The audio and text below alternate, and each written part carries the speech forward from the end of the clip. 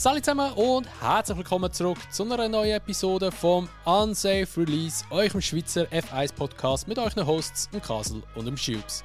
In der heutigen Episode geht es über den Tripleheader, den wir hatten, und zwar den US Grand Prix, den Mexiko Grand Prix und auch den Brasilien Grand Prix. Zudem reden wir noch ein bisschen über Gerüchte, die in der Formel 1 gerade rumkursieren. Das wäre unter anderem Ricciardo Perez Austausch, Ferrari mit dem Leclerc, was er dort für einen Vertrag könnte bekommen, der Audi-Einstieg, der irgendwie ein bisschen auf wackeligen Beinen steht, der Andretti und auch zu guter Letzt, wer könnte das Cockpit bei Williams bekommen, weil das Cockpit immer noch frei ist. Wir wünschen euch viel Spass und wie immer eine gute Unterhaltung. So, wir sind wieder zurück mit einer brandneuen Episode von unserem Podcast. Und ja, die letzte Episode ist ja schon ein bisschen länger her. Darum wird die Episode, ja, mal schauen, wie wir es werden gestalten von der Länge her. Das wissen wir jetzt selber noch nicht. Aber wir fangen mal an mit von ganz vorne mit Austin. Und bei Austin hat es eigentlich zwei Sachen gegeben, die rausgestochen sind, beziehungsweise es ist jetzt noch ein dritte dazugekommen letztes Wochenende, also am Brasilien Grand Prix. Aber wir fangen mal mit der ersten Sache an, und zwar ist das einmal die ganze Track Limits Geschichte. Ja, das Thema ist wirklich recht lästig langsam. Also wir haben es in Österreich schon die ganze Zeit gehabt, wo sehr, sehr mühsam war. Wir haben es auch in Katar gehabt und jetzt auch in Austin wieder. Und ja, ich meine, der Verstappen hat ja eigentlich so seine Polezeit verloren, weil er ja dort eigentlich in der zweitletzten Kurve ein bisschen zu weit rausgegangen ist. Und dann nachher, ja, hat das dann nachher gekostet im Sprint-Shootout, wo ja nachher war, einen Tag später, haben sie dann einfach die weiße Linie einen Sticker gemacht, also dass man dort nicht mehr so weit Track-Limits rausfahren kann, beziehungsweise dass es nicht gerade direkt einen Track-Limit gibt. Also eigentlich für den Verstappen voller Scheiß dort. Aber ja, ich habe einfach das Gefühl, man muss wirklich mal ein bisschen überlegen, was man machen will. Weil in Katar, das ist ja im letzten Podcast schon von mir angesprochen worden, weil ich glaube, diesen Podcast habe ich ja noch selber gemacht in Katar, genau. Yes. Dort war es ja so, dort hat man überlegt, man kann anscheinend die Betonplatten neben der Strecke kann man austauschen. Anscheinend kann man die irgendwie rausnehmen und wechseln. Und dort hat man überlegt, ob man möchte einfach direkt Käse, aber Käse, der noch festgeklebt ist auf der Seite. Also das heisst, das hat es ja in Dings gegeben, in Sanford, dass wenn man drüber fährt, dass der Käse drauf bleibt und nicht irgendwie in die Straße rausfliegt. Aber man gleich langsamer wird, wenn man drauf kommt. Oder ob man einfach den Betonstreifen möchte, aber halt dann nachher das Track-Limit-Risiko eingeht. Ja, da hat man ja dort dann nachher gleich gesagt, man bleibt bei der Betonplatte mit Track-Limit-Risiko eigentlich, was sich ja eigentlich ein bisschen im Nachhinein als Fehler herausgestellt hat.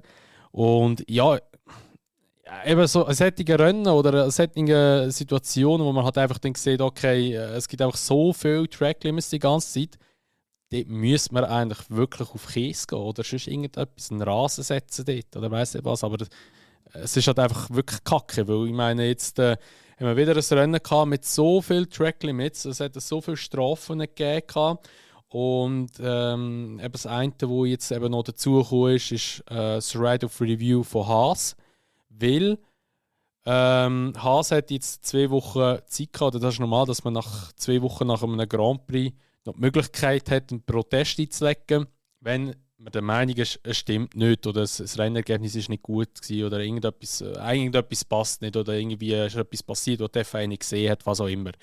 Haas hat jetzt gemeint, ja, da ist irgendetwas nicht ganz in Ordnung, also vor allem halt beim Albon, beim Sargent und auch beim Stroll. Scheinbar sagen die und auch noch weitere Fahrer in Turn 6 oder 9, ich weiss aber leider nicht gerade, welche Kurve das ist, sagen die darüber ausgeschossen noch ein paar Mal, wo sie eigentlich auch hätten noch Zeitstrafen bekommen oder wo hätte einfach oben drauf gerechnet werden wegen der Track Limits. Der Grund, wieso das die FIA das nicht sieht, liegt einfach daran, dass angeblich in dieser Kurve die Kamera, die das eigentlich beobachten sollte, nicht gut ausgerichtet war und dementsprechend eigentlich ja nicht richtiges Beweismaterial ist. Haas hat jetzt aber gleich den Protest, beziehungsweise das Right of Review eingeschaltet und hat jetzt auch gestern, also am Montag, auch Zuspruch dafür bekommen. Das heisst, sie müssen jetzt den signifikante Beweis vorlegen. Also wirklich auch, dass es heisst, okay, das ist eindeutig so gewesen, dass es dann nachher noch eine Strafe könnte geben. Das heisst, im Worst Case könnte unser lieber amerikanischer Kollege sein einziger Punkt, den er bis jetzt errungen hat, wieder verlieren. Und das wäre halt einfach wirklich sehr, sehr bitter. Ja, da würde mir wirklich ein leid tun. Irgendwo hat er sich den einen Punkt schon auch mal verdient. Also, auch wenn er nicht die beste Performance angelegt hat für das ganze Jahr durch. Aber ja, punktlos wäre schon schade. Und vor allem, wenn man ihn wieder wegnehmen würde, das wäre hure hart. Also wirklich hure hart. Aber hey, look, ich finde grundsätzlich finde ich es nicht schlecht, wie sie es, ich sage jetzt mal, generell enforcen mit der Viren. Oder? Also ich meine, vor, was ist das gewesen, 2018 oder 2019 haben wir mal hure Diskussionen gehabt, dass es für Paare gezählt hat, für Paare nicht, dass es unklar ist, wo darf man jetzt über die weiße Linie drüber, wo nicht. Wir haben es mindestens endlich einmal etabliert, hey, die weiße Linie ist die weiße Linie, wer drüber geht, ist fertig. Oder? Also wir müssen nicht mehr über das diskutieren, ja, welchen Turn darfst du jetzt drüber aus und welchen nicht. Was die richtige Lösung ist, ist halt schwierig. Ich finde, da muss FIA und Formel 1 vielleicht selber auch halt einfach auch gute Lösungen finden, wie sie es dann effektiv wollen gestalten. Weil Käse mag eine mögliche Lösung sein. Das Problem, das ich hauptsächlich habe mit diesen ganzen Track-Limit-Sachen, ist, dass es immer so lang geht, bis etwas mal entschieden wird und bis man es dann auch merkt, ah ja, da ist ja auch mehr als 3 Mal drüber gegangen. Entweder brauchen sie mehr Stewards in dem Sinn, die nur das machen, wirklich wie Linienrichter, die sind nur darauf fokussiert zu schauen, wer ist wenn, wo, wie manchmal drüber gegangen. Und danach müssen sie eigentlich auch gewährleisten, dass du genug Kameras hast, die richtig schauen, oder? Wie es dann effektiv machst, das muss eigentlich der FIA in meinen Augen selber herausfinden, aber schlussendlich kann es nicht sein, dass es immer so lange geht und dass es jedes Mal eine Sache ist. Sorry, wenn jemand drüber ist er drüber. Und vielleicht muss man sich auch überlegen, einfach das noch ein bisschen härter zu bestrafen, als einfach nur so eine 5-Sekunden-Strafe. Dass man zum Beispiel sagt, man muss eine Durchfahrt machen bei der Pit oder so, weil die 5 Sekunden können die meisten wieder daraus rausfahren im Verlauf des Rennen und vor allem, wenn sie dann mal noch einen Pitstop machen können oder einen Pitstop während einem Penalty, während einem Safety Car oder so, dann nachher haben sie die 5 Sekunden wieder drin. Oder? Und dann fragt sich auch eben, der Reiz ist viel zu gross, eigentlich noch mehr Zeit rausholen, indem man ein paar Mal drüber geht. 1 oder 2 Penalties reinholen, wenn du ein Auto hast, das locker davon fahren kann, interessiert dich nicht. Und drüber ausfahren, solange dich die Straße oder die Strecke nicht daran hindert, ja, interessiert dich auch nicht. Also irgendeine Lösung müssen sie finden, weil so wie es jetzt ist, hat man jetzt, ja, vor allem in Austin halt gesehen, funktioniert es einfach schlichtweg nicht. Ja, das ist also 2 Sachen möchte ich gerade hinzufügen, die du gesagt hast. Also Linienrichter, die gibt es ja. Der FIA hat ja in Genf haben die ja eigentlich so ein, wie soll ich dem sagen, so wie ein Studio oder weiss ich was, so eine Zentrale eingerichtet, wo ja halt eben virtuell noch geschaut wird und die ja eigentlich immer mit denen, die an der Strecke sind, in Kontakt sind. Und also eigentlich in dem Sinn gibt es die schon, aber eben, wie du schon gesagt hast, wenn natürlich die Kamera nicht richtig eingestellt ist, bringt das natürlich den Scheissdreck dort. Und es ist halt einfach so, dass du schon eine Onboard-Kamera hast, aber die Onboard-Kamera ist ja auch schon leicht versetzt. Die ist ja nicht, also die TV-Kamera ist ja nicht direkt über dem Fahrer, sie ist schon eigentlich leicht versetzt und dann ist es halt auch schwer zum herausfinden. Plus ist ja der Hinterreifen, also der hintere Reifen ist ja breiter. Das heisst, wenn du vorne darüber raus bist, bist du manchmal vielleicht hinten gar nicht darüber raus und dann bist du immer noch in Track. Und dann zählt es eigentlich nicht als Track-Limit. Wieso machen wir das? Was kommen wir gerade drauf? Sie könnten ja an der Seite links und rechts eine 360-Grad-Kamera anfetzen. Ja, aber das wird wahrscheinlich auch ein bisschen verzogen sein. Eigentlich müsstest du am Auto wirklich 4 Kameras haben, die genau die Seitenwand vom Reifen filmen. Da könntest du am besten beurteilen, dass die irgendwie so, weißt irgendwo, weiss ich wo, beim Frontvögel vorne, der geht ja bis zu den Reifen führen. Gut, die Sideplates fliegen halt gerne mal ein, aber dann wäre die Kamera nachher auch weg. Aber irgendwie, weiss ich wo, müssen wir irgendwo gut montieren, weißt du? Das auf jeden Fall. Und die Schwierigkeit ist dann nachher auch, die müssen perfekt synchron sein. Weil das sind manchmal Millisekunden, wo sie drüber sind mit beiden Reifen. Und es muss ja mit beiden Reifen drüber sein, dass es zählt, oder? Ja, gut, das stimmt auch wieder. Kameras auf dem Auto die richtige Lösung sind. Ja, ist auch schwierig. Aber noch das andere, eben wegen der Strafe, der Russell, die haben wirklich im Fall ihre Strategie, der Russell hat ja auch 5 Sekunden bekommen, der Russell, die haben bei seiner Strategie haben sie die 5 Sekunden einberechnet gehabt, dass er eine bekommt. Und es wird halt einfach so wie kommen, dass man Rennen fährt, wo das einberechnet wird. Dass man halt einfach dann nachher kann halt gleich seine Pace so fahren. Weißt du, zum Beispiel, wenn man jetzt würde sagen, hey, du darfst jetzt für 5 Runden lang dein DRS nicht öffnen oder so. Oder das IRS nicht brauchen. Irgendwie so etwas. Ja, irgendwie so etwas. Oder weißt du? So. Ja, oder irgendwie weiss ich was, irgendwie so, keine Ahnung. Off-Track irgendwie Gleitgel verschmieren, dass wenn man drauf fährt, dass man schnell wechselt. Dass sie gedreht. Ja, irgendwie so etwas. Ja, ich weiss ja nicht, oder? Nachher neuer Sponsor Durex. Ja. Stell dir vor, ey. Ja, das wär schon krass. Aber eben, es soll ja eigentlich in den nächsten Jahren besser werden, beziehungsweise das Auto soll ja also die nächste Generation sollte ja schmäler werden und weniger lang. Die werden jetzt wieder kürzer und schmäler. Plus 26 fahren sie auch wieder mit mehr Sprit. Weil sie jetzt mit Sprit sie dann auch Batterie laden. Also heisst, es sollte eigentlich mehr Racing, mehr Overtaking wieder möglich sein. Ja, voll. Wird dann noch geil werden dort. Aber ja, eben. Mal schauen, was sie da vielleicht noch als Alternative bringen. Aber ich finde halt schon, man muss irgendetwas machen, weil es ist halt einfach eben mühsam. Weil dann hast du ein Rennergebnis und 2 Stunden später kriegst du eine Benachrichtigung über aufs Handy so, ja, der ist jetzt so bestraft worden, ist weg vom Podium oder weg aus den Punkten oder was auch immer. Und ich meine, das war nachher auch noch mal so ein Ding mit dem Hamilton und dem Leclerc. Die haben dann noch irgendwie mit dem Unterboden etwas gehabt, disqualifiziert worden, obwohl sie sind auch die einzigen, die überprüft worden sind und viele andere hatten es auch noch gehabt. Ja, also im Gesamten sind 4 Autos überprüft worden und 50% sind durchgefallen. Also heisst, 4 Autos sind überprüft worden von 20 Autos, was schon mal eine richtige lausige Ding ist, eine Statistik eigentlich. Plus eben dann nachher der Hamilton und der Leclerc sind durchgefallen. Und wo das passiert ist, hätte man eigentlich reagieren und sagen so, hey, wenn schon 2 durchgefallen sind von 4, die wir testen, müssen wir die anderen auch noch testen eigentlich. Aber der FA hat nichts mitgemacht. Gut, ich kann es schon verstehen. Es war ein Sprintwochenende. Der FA hat natürlich an einem Sprintwochenende auch schon mehr zu tun. Wie heisst der FA-Präsident da? Der Ben Sulayem, irgendetwas da. Ben Mohammed Sulayem. Genau. Der ist ja gar kein Fan von dem Sprintformat. Der hat gesagt, der FA steht an diesen Wochenenden, zeigen die mega, sagen die voll im Seich teilweise. Das kann man vorstellen. Eben, der grösste Abfuck ist halt einfach das, und das ist halt der Grund, wieso dass die bestraft worden sind oder wieso dass die Strafe hatten. Also einerseits muss man sagen, der Unterboden ist unter einem Millimeter von der Toleranz gewesen. Also sagen wir, du hast ich weiß nicht, wie viel die Bodenplatte abgeschliffen werden. Ich glaube, es ist etwa so 2-3 mm. Wirklich, es ist wirklich wenig, es ist nicht viel. Sagen wir jetzt, es sind 2 mm. Und ich glaube, beim Leclerc war es irgendwie 2,2 mm gewesen. Und beim Hamilton glaube ich irgendwie 2,3, 2,4. Also wirklich, es ist innerhalb von einem Millimeter gewesen. Wir reden nicht von einem Zentimeter, von Millimeter. Also wirklich mega wenig. Und das ist gerade disqualifiziert worden. Und im Verstappen sein Auto ist überprüft worden, das war gut gewesen.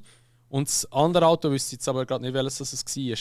Aber der Grund, wieso das passiert ist unter anderem Austin ist schon länger so ein bisschen bekannt, dass die ja relativ viel Bodenwellen hat. Ich glaube, das letzte Jahr oder vorletztes Jahr ist schon sehr schlimm gewesen, auch mit dem MotoGP. Die haben ja auch so geflucht und gesagt, es sei katastrophal zum drauf fahren. Und das hat sich halt nicht gross geändert. Es sind zwar ein paar Spots, haben sie irgendwie wieder Teeren gehabt, aber die Strecke ist einmal unterspült worden. Und jetzt sackt sie halt in sich zusammen. Also sie sagt jedes Jahr sackt sie ein bisschen ab. Ich glaube, der Rekord ist irgendwie einer Stelle 6 cm, wo sie abgesackt ist. Und dort tut man jetzt natürlich immer wieder rumbasteln, aber man müsste eigentlich die ganze Strecke komplett neu sanieren und alles neu machen dort. Aber anscheinend fehlt es doch ein bisschen am Geld oder weiss ich was. Anyway, jetzt der Hamilton und der Leclerc, die disqualifiziert worden sind, was sie hätten machen können, ist eigentlich, dass man vom Rennen, also vom Sprintrennen aufs normale Rennen, noch Bodenplatte wechseln. Da hat man müssen aber aus der Box raus starten. Das ist jetzt aber nicht etwas Neues, dass so etwas müsste gemacht werden, weil das hat Alpine in Baku auch gemacht, weil dort ist ja die Strecke auch relativ rumpelig.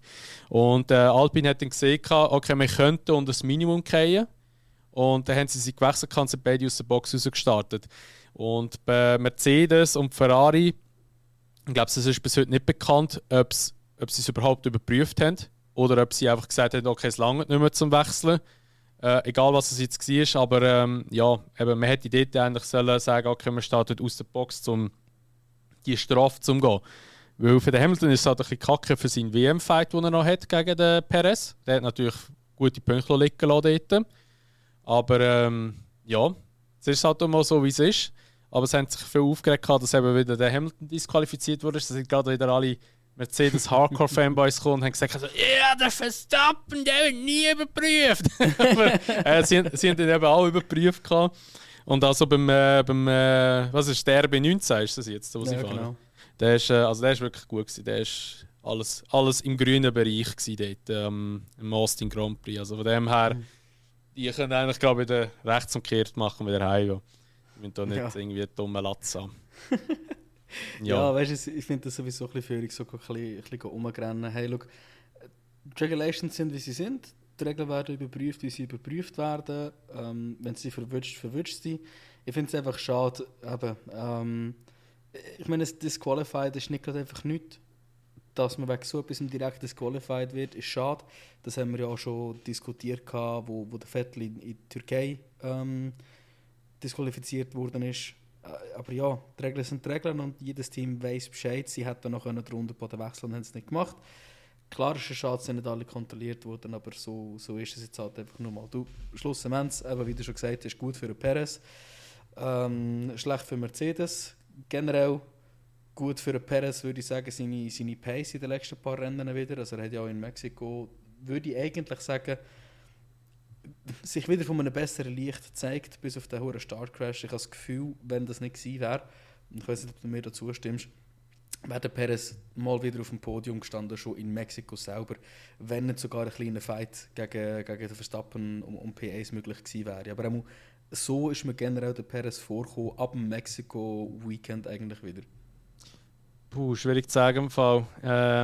Ich schaue jetzt aber gerade mal kurz in die Dings rein. Der Perez ist 3 Zehntel im ersten Training weg vom Verstappen.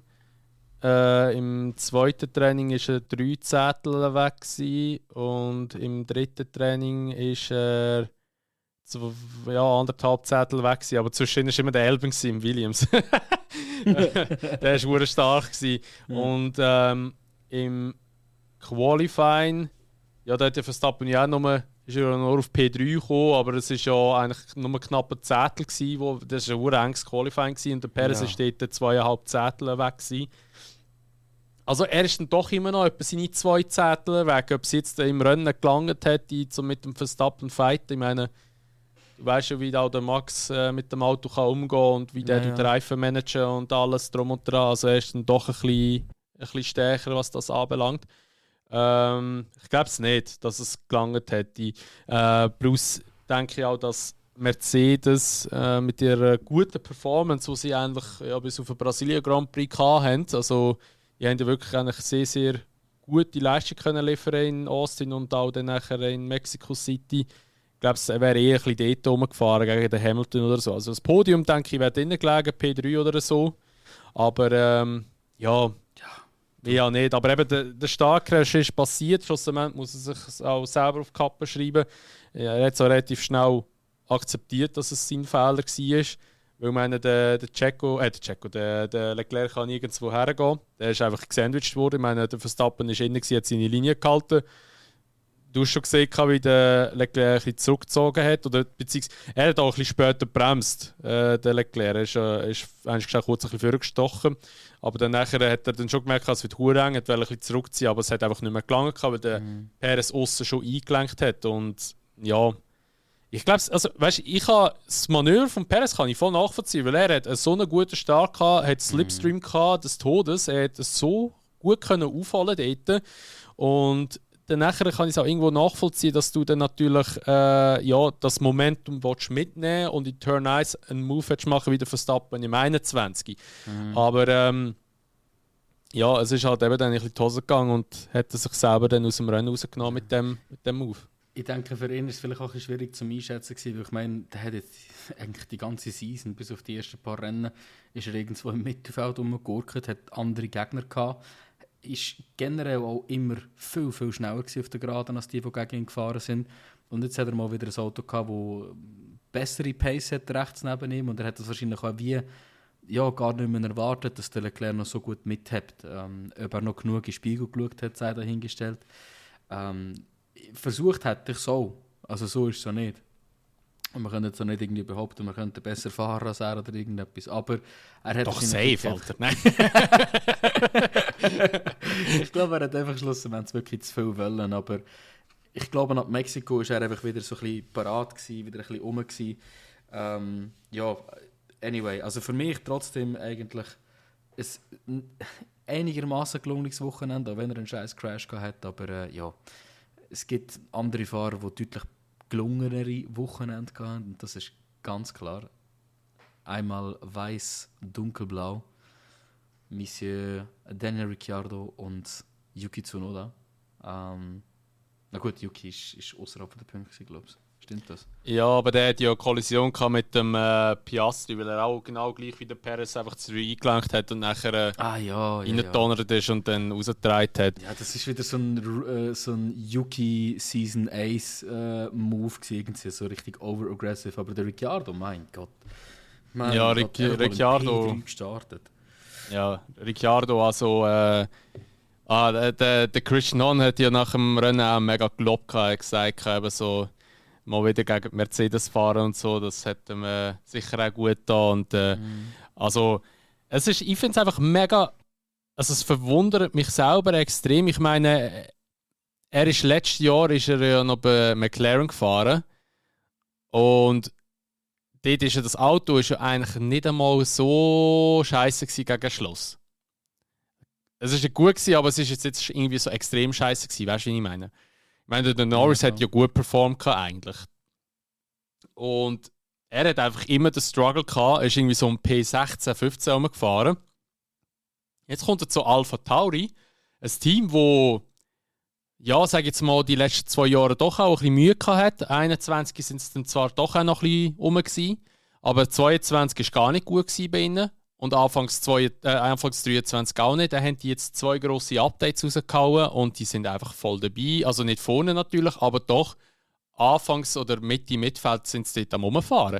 Und eben der Ricciardo hat einfach dort gleich irgendwie können wirklich allen beweisen, ich kann es dann gleich noch, weißt? Also wenn der Karren stimmt, dann nachher läuft es gut bei ihm. Und er hat ja auch, als er nach der Sommerpause in Ungarn, ich glaube, das erste Rennen gewesen, oder Spa gewesen, ich weiß es nicht mehr. Ich weiß es nicht mehr. Das ist so lange her. Ja, einfach 2 Rennen in dieser Saison. Nein, aber ich habe es ja noch offen. Ungarn ist er schon gefahren, das weiss ich. Und das war von Spa gewesen. Dort hat er ja schon eine gute Performance hergelegt. Und er hat auch gesagt, dass er mit den Bremsen schon viel besser klarkommt als zum Beispiel bei McLaren. Und er ist ja halt einfach einer, der einfach muss mit der Bremse klarkommen, dass er gut performen kann. Und anscheinend bei Alpha Tauri klappt das, oder allgemein hat der Aufbau vom Alpha Tauri oder Schrägstrich Red Bull, das liegt ihm halt einfach wesentlich besser als das, was die anderen haben. Und eben, er hat das Top-Qualifying hergelegt in Mexiko. Du hast halt einfach gemerkt, auf der Geraden sind sie halt nicht so extrem schnell. Das hast du schon ein bisschen angemerkt. Aber in der Kurve sind sie dafür relativ stark wieder gewesen. Und ich bin ganz ehrlich, wenn er jetzt auf dem Podium gelandet wäre, hätte ich es jetzt schon auch geil gefunden. Am Schluss hat es aber dann, glaube ich, für einen P7 gelenkt. Aber gleich, also wirklich Top-Rennen ist er gefahren. Gegen Schluss noch ein bisschen ein Battle mit dem George Russell. Und eben der Yuki hat eigentlich auch eine gute Performance hergelegt. Ich meine, der ist ja... Ich weiß gar nicht, ist jetzt das Letzte gestartet oder aus der Box? Ich glaube, er ist als Letzter gestartet. Ich glaube, er ist als Letzter gestartet und er ist halt vor allem trotz seinem Crash noch auf P12 gefahren. Er ist von P18 gestartet. P18. Ja, aber der Sergeant ist aus der... Nein, der Sergeant hat 10 Plätze Penalty bekommen, weil er unter Gelb überholt hat noch im Qualifying, stimmt. Ah, was? Und der Stroll, der ist aus der Box gestartet. Darum ist er nicht Letzter gewesen, sondern 18. Aber er ist vom Grid gestartet. Und ist dann nachher schlussendlich am Schluss ist er auf P12, genau. Also, ja, gleich eigentlich ein gutes Rennen. Er wäre ja eigentlich in die Punkte reingefahren, hätte die Kollision nicht gehabt mit dem Piastri. Der Piastri ist 8. geworden. Also von dem her, ja, es wäre sicher auch etwas drin gelegen an Punkten. Und ja, Williams muss sich jetzt ein bisschen warm anziehen, was das anbelangt. Weil, ja, die sind ja noch vor Alpha Tauri. Und das wird wahrscheinlich jetzt mal gleich eigentlich kehren, wenn die Performance so weitergeht. Das sind 7 Punkte voraus noch, Williams. Aber das ist halt das so, ist wenn... Alles Albon. Ja, eben, aber ich das gerade sagen, eben, das ist halt eben leider so, wenn nur einen Punkt holt. Ich meine, bei Essen haben wir es genau das Gleiche auch. Nur, ja, gut, nein, der Stroll hat die letzten 2 Rennen hat er jetzt auch noch Punkte geholt wieder. Aber gleich, es ist das letzte Mal, als er im Q3 war, gell, der Stroll, war in Belgien, glaube ich. Und jetzt, wo er jetzt in Brasilien hat, es mal wieder geschafft. Er ist also 1, 2, 3, 4, 5, 6, 7. 7 Rennen ist er nicht mehr ins Q3 gekommen. Das ist doch gestört. Ja. Beim 8. Rennen hat er es wieder geschafft. Unglaublich. Unglaublich. Aber ja, wer auch noch gut performt hat, jetzt sind wir doch ein bisschen abgeschweift wieder, wer auch noch gut performt hat in Mexiko, ist der Norris gewesen. Der Norris hat ein bisschen, wie soll ich sagen, hat ein bisschen Unglück oder hat ein bisschen Pech gehabt bei seiner Strategie. Er ist in die Box gegangen und dann ist der Red Flag gekommen, wegen Kevin. Und hat dann aber dank dem Restart nochmal einen Reifenwechsel machen und hat dann nachher einen guten Start gehabt. Und der McLaren, der läuft einfach. Der läuft einfach abartig gut im Moment. Das ist abartig. Also was der für eine Pace rausholt, auch der Piastri ist eigentlich wirklich schnell. Ist zwar jetzt die letzten paar Rennen nicht mehr so auffällig gewesen wie auch schon. Aber gleich, der Norris super Performance abgeliefert, auch wieder in Brasilien, jetzt Mexiko sowieso, auch Austin ist ja wirklich gut dabei gewesen. Und ja, da bleibe ich auch bei der Meinung, was du schon gesagt hast dazu mal. Ich kann mir gut vorstellen, dass McLaren nächstes Jahr auch könnte um eine WM herumfahren. Ja, also es hat ja auch gerade jetzt wieder so ein bisschen Aufruf gegeben. Der Lando Norris hat ja genau dasselbe auch behauptet, jetzt nach dem Brasil GP, dass sie wahrscheinlich nächstes Jahr auch wirklich die Red Bulls eigentlich challengen können. Und da bin ich eigentlich ganz, ganz bei ihm. Also, ich meine, 22, scheiß Jahr gewesen, ja, ein bisschen falsche Richtung eingeschlagen. Aber jetzt Mitte 23 wieder zeigt, was das Team eigentlich alles kann. Sie haben jetzt ihren Windtunnel und sie haben in meinen Augen 2 Weltklasse-Fahrer. Und auch der Andrea Stella scheint wirklich einen soliden Job zu machen als Teamleiter, auch wenn er so ein bisschen eher ein ruhigerer Teamleader ist. Aber schlussendlich, ich habe wirklich das Gefühl, es geht bei McLaren einfach in die richtige Richtung und die Resultate zeigen sich. Und ich hoffe mal, dass im 24 die Resultate sich noch mehr werden zeigen. Nicht zuletzt, ich meine, was sind sie jetzt P4 in der Konstrukteur? Stimmt das? Ist möglich, warte, ich schaue gerade mal schnell. Ich gucke. Weil schlussendlich, egal ob sie jetzt P4 oder P5 sind, sie bekommen einiges mehr Windtunnel-Time. P4. Ja, aber sie sind gute 80 Punkte sind sie in der Ferrari. Ja, aber das ist eigentlich auch gut, oder? Weil ich finde, das Team, das braucht noch ein bisschen mehr Development Time, vor allem jetzt, wo sie den neuen Windtunnel eigentlich haben. Und wegen dem, im Englischen sagt man immer schön, a force to be reckoned with. Also ich glaube, das trifft relativ gut zu auf nächstes Jahr. Also ich würde da mein Auge definitiv auf die haben. Und ich meine, ich fände es schön, wenn die mal wieder vorne würden mitkämpfen. Vor allem ist dann mal wieder jemand außerhalb der Top 3, wo wir jetzt die letzten gefühlt 100 Jahre so hatten. Von dem her, nein, also ich fände es wirklich nice. Wirklich, wenn sie das schaffen. Und was ich einfach krass finde, ist, ich kann mich noch erinnern, wo das Auto ja vorgestellt wurde, oder allgemein am Anfang der Saison haben sie ja noch gesagt, also ja, mit dem Auto wenn sie ja nur die Saison überstehen, mehr nicht. Also das war eigentlich nicht die Idee gewesen, dass sie mit dem vorne können mitfahren. Also klar, Entwicklung und so, das war schon das Thema gewesen, aber sie haben ja gesagt, so in den Windkanal werden sie nicht gut mithalten können. Und ich meine, das Auto, das sie jetzt haben, basiert ja eigentlich noch einfach so auf Daten, die sie so gesammelt haben und ohne Windkanal, weil dann haben sie ja erst vielleicht jetzt für kommt einen Monat parat und sind gleich dabei. Also von dem her, da muss man wirklich dicke Props denen widmen, die das Auto entwickeln bei McLaren. Und klar, eben die 80 Punkte, die ihnen jetzt fehlen auf Ferrari, die haben sie halt einfach verloren, weil sie haben halt einfach in Bahrain keine Punkte geholt, in Saudi-Arabien keine Punkte geholt, in Miami keine, in Spanien, Kanada keine. Und danach hat es angefangen, regelmäßig Punkte zu sammeln. Aber ja, es ist natürlich halt mega unglücklich, halt, weil das ist jetzt das, was fehlt hinten raus. Ferrari hat aber auch, muss man sagen, können eigentlich wirklich konstant Punkte holen. Und hat auch recht gut aufschliessen auf Mercedes. Also Mercedes und Ferrari, die sind jetzt 20 Punkte voneinander. Also dort ist eigentlich der Brot auch noch nicht gegessen, was so jetzt genau geht, wer Zweiter wird. Also das könnte auch noch recht spannend werden dort. Und ja, ich bin wirklich gespannt. Aber ich denke auch, McLaren nächstes Jahr wirklich könnte schon eine Kampfansage werden. Ich hoffe auch wirklich, dass Ferrari jetzt wirklich mal die Kurve bekommt, weil mir denkt es auch, dass sie inzwischen besser performen als auch schon. Beziehungsweise sie haben ja vor allem den Tire Wear haben sie ja extrem in den Griff bekommen. Also ihre Reifen überhitzen ja nicht mehr so extrem schnell wie auch schon. Gerade zum Beispiel jetzt in Brasilien ist ja eigentlich Mercedes sind die mit den Reifenproblemen, Ferrari eigentlich weniger. Und auch schon in Mexiko haben sie weniger Probleme gehabt mit diesen Reifen als Mercedes. Und das tut mich eigentlich auch noch recht optimistisch stimmen, dass die das vielleicht auch mal irgendwie wirklich mal herbekommen, weil eben jetzt ist auch der Fred Vasseur ja wirklich am Werk. Und ich kann mir gut vorstellen, dass nächstes Jahr dann dort mal etwas zustande kommt. Die Frage ist halt dann auch, was geht bei Mercedes, was geht bei Aston, wie weit weg geht Red Bull noch. Dann sind ja die Windkanalstrafen, die sie ja hatten, vom 21, die sind irgendwie vor 2 Wochen sind die abgelaufen. Das heisst, die können jetzt auch wieder normal entwickeln, wie andere auch. Oder halt einfach in dem Grad, was sie noch dürfen. Ich meine, sie haben ja schon reduziert, weil sie ja die ganze Zeit alles am Gewinnen sind. Aber ja, bleibt spannend. Ich bin wirklich gespannt auf die nächstjährige Saison. Ich glaube, es könnte wirklich cool werden.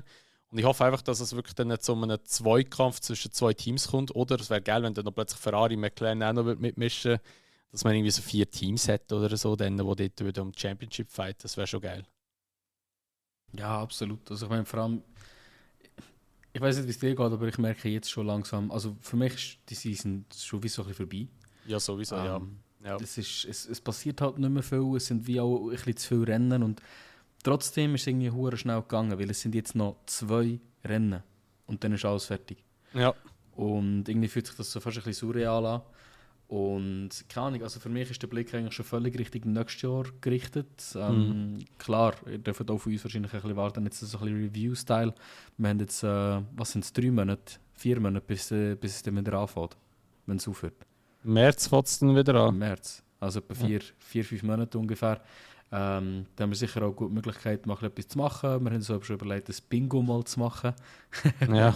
Dann hocke ich mich mal dahinter und schaue, ob wir das machen können. Das wäre schon hure lustig. Und, das wäre wirklich geil. Keine Ahnung, für mich ist der Blick jetzt auch wirklich langsam wieder ganz anders. Oder? Also ich freue mich ehrlich gesagt auch ein bisschen auf die Winterpause. Ich habe das Gefühl, es werden viele Neuigkeiten vorkommen, die man vielleicht noch nicht erwartet hat. Klar, nicht unbedingt Silly Season-Style, aber vor allem über Teams selber. Ich habe das Gefühl, bei vielen Teams sind noch viele Baustellen offen oder aufgegangen jetzt auch. Wie heisst er? Es geht wieder einer von Mercedes weg. Ja, der Elliott da, wie heisst er? Mike Elliott heisst er. Mike Elliott, ja. Und das war auch ein sehr grosser Teil. Das finde ich eigentlich noch heftig. Mercedes ist so wie ein bisschen am Vorn fallen. Du hast irgendwie immer wie mehr Leute, die weggehen. Ja, ist wahrscheinlich auch ein bisschen das Resultat von dem, wo jetzt... wo man jetzt halt hatte, die letzten 2 Jahre. Und ich meine auch, was mich extrem krass dünkt hat, sind eigentlich im Hamilton seine Kommentare. Ich weiß nicht, ob du das gesehen hast. Er hat gesagt, er hat noch 2 Rennen und dann muss ich nie mehr mit dem Scheiß fahren, so in die Richtung. Oder? Ja, das ist so, ja. Also das sind heftige Kommentare und Aber hingegen hat er in den USA, in Austin, hat er auf der Bühne gesagt, wo er ist so gefragt wurde, so, ja, eben, wie lange das er noch fahren will. Und er hat so gesagt, so, weiß nicht. Er fühlt sich jetzt gerade so, als könnte er schon noch weitere 4 Jahre fahren. Hat er so gesagt. Ja, na gut, aber er hat nicht gesagt, mit welchem Team, gell? Also. Ja, gut. Ich meine, sorry, also wenn McLaren wirklich einen riesen Rise hat und Mercedes nächstes Jahr immer noch gleich fährt, wer sagt nicht, dass er zurück zu McLaren geht? Ich meine, die Option ist in meinen Augen da. Der Piastri wird geschmissen für so etwas, sind wir ehrlich. Ja, ich kann mir eher vorstellen, dass McLaren den Norris wird verlieren und dann nachher sie den Hamilton holen. Der Piastri wird das nicht droppen. Ich glaube, der Piastri ist für das ein grosses Talent. Ja, es ist halt mit beiden, gell? Also McLaren hat sich jetzt halt mit dem Norris so ein bisschen ein Image aufgebaut in dem Sinn. Also ich finde eben auch, der Norris bringt sehr viel für McLaren eigentlich, weil der Norris ist McLaren momentan. Aber ja, ich finde, wenn du Hamilton hast, einer von diesen beiden kannst du locker gehen. Oder ja, aber weißt jetzt. Ja, aber weißt du, ich meine, wenn der Norris schon so andeutet und sagt, ich verdanke viel McLaren, aber ich muss McLaren nicht mein Leben widmen. Absolut, ja. Dann ist das schon eine rechte Ansage, dass es eigentlich für ihn so heisst, so, ja, hey, also wenn ich dann ein gutes Angebot bekomme, jetzt sprich ich jetzt von Red Bull, dann gehe ich dann. Also müsst ihr nicht erwarten, nur weil ihr eigentlich mir Formel 1 Karriere ermöglicht habt, dass ich bei euch für immer bleibe oder so, weißt du, in dem Stil. Von dem her, also das könnte schon noch ein Szenario sein, wo könnte so eintreffen, bin ich ganz ehrlich. Ich glaube, also ich würde es auch noch geil finden. Stell dir vor, der Hamilton macht noch einen Switch und geht irgendwie zu McLaren dann. Das wäre schon noch krass eigentlich. Das wäre wirklich heftig. Dann könnte man da mit Chance noch lösen und dann zu Mercedes gehen. Ja. Also ich glaube definitiv, dass das ab nächstes Jahr oder spätestens übernächstes Jahr extrem grosse Driver-Transfers werden passieren. Hey, Alter, die Silly Season nächstes Jahr wird, glaube ich, wirklich schon krass werden. Kann man gut vorstellen. Es laufen ja viele Verträge aus. Es laufen viele Verträge aus und der Blick ist langsam bei allen Teams Richtung 2026. Und jetzt eben gerade ein Team wie Mercedes, ich habe das Gefühl, dort ist jetzt noch relativ viel offen. Oder ist ein Russell wirklich das, was man sich erhofft hat?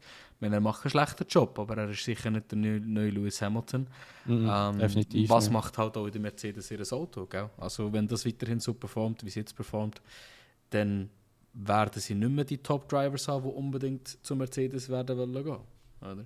Ja, das ist so. Ich meine, der Russell hat zwar 22 gut performt, besser als der Hamilton, ist aber jetzt doch das Jahr wieder eindeutig im Schatten von ihm. Und ich meine auch, du hast halt teilweise wirklich gemerkt, wie sie mit dem Russell umgegangen sind und mit dem Hamilton.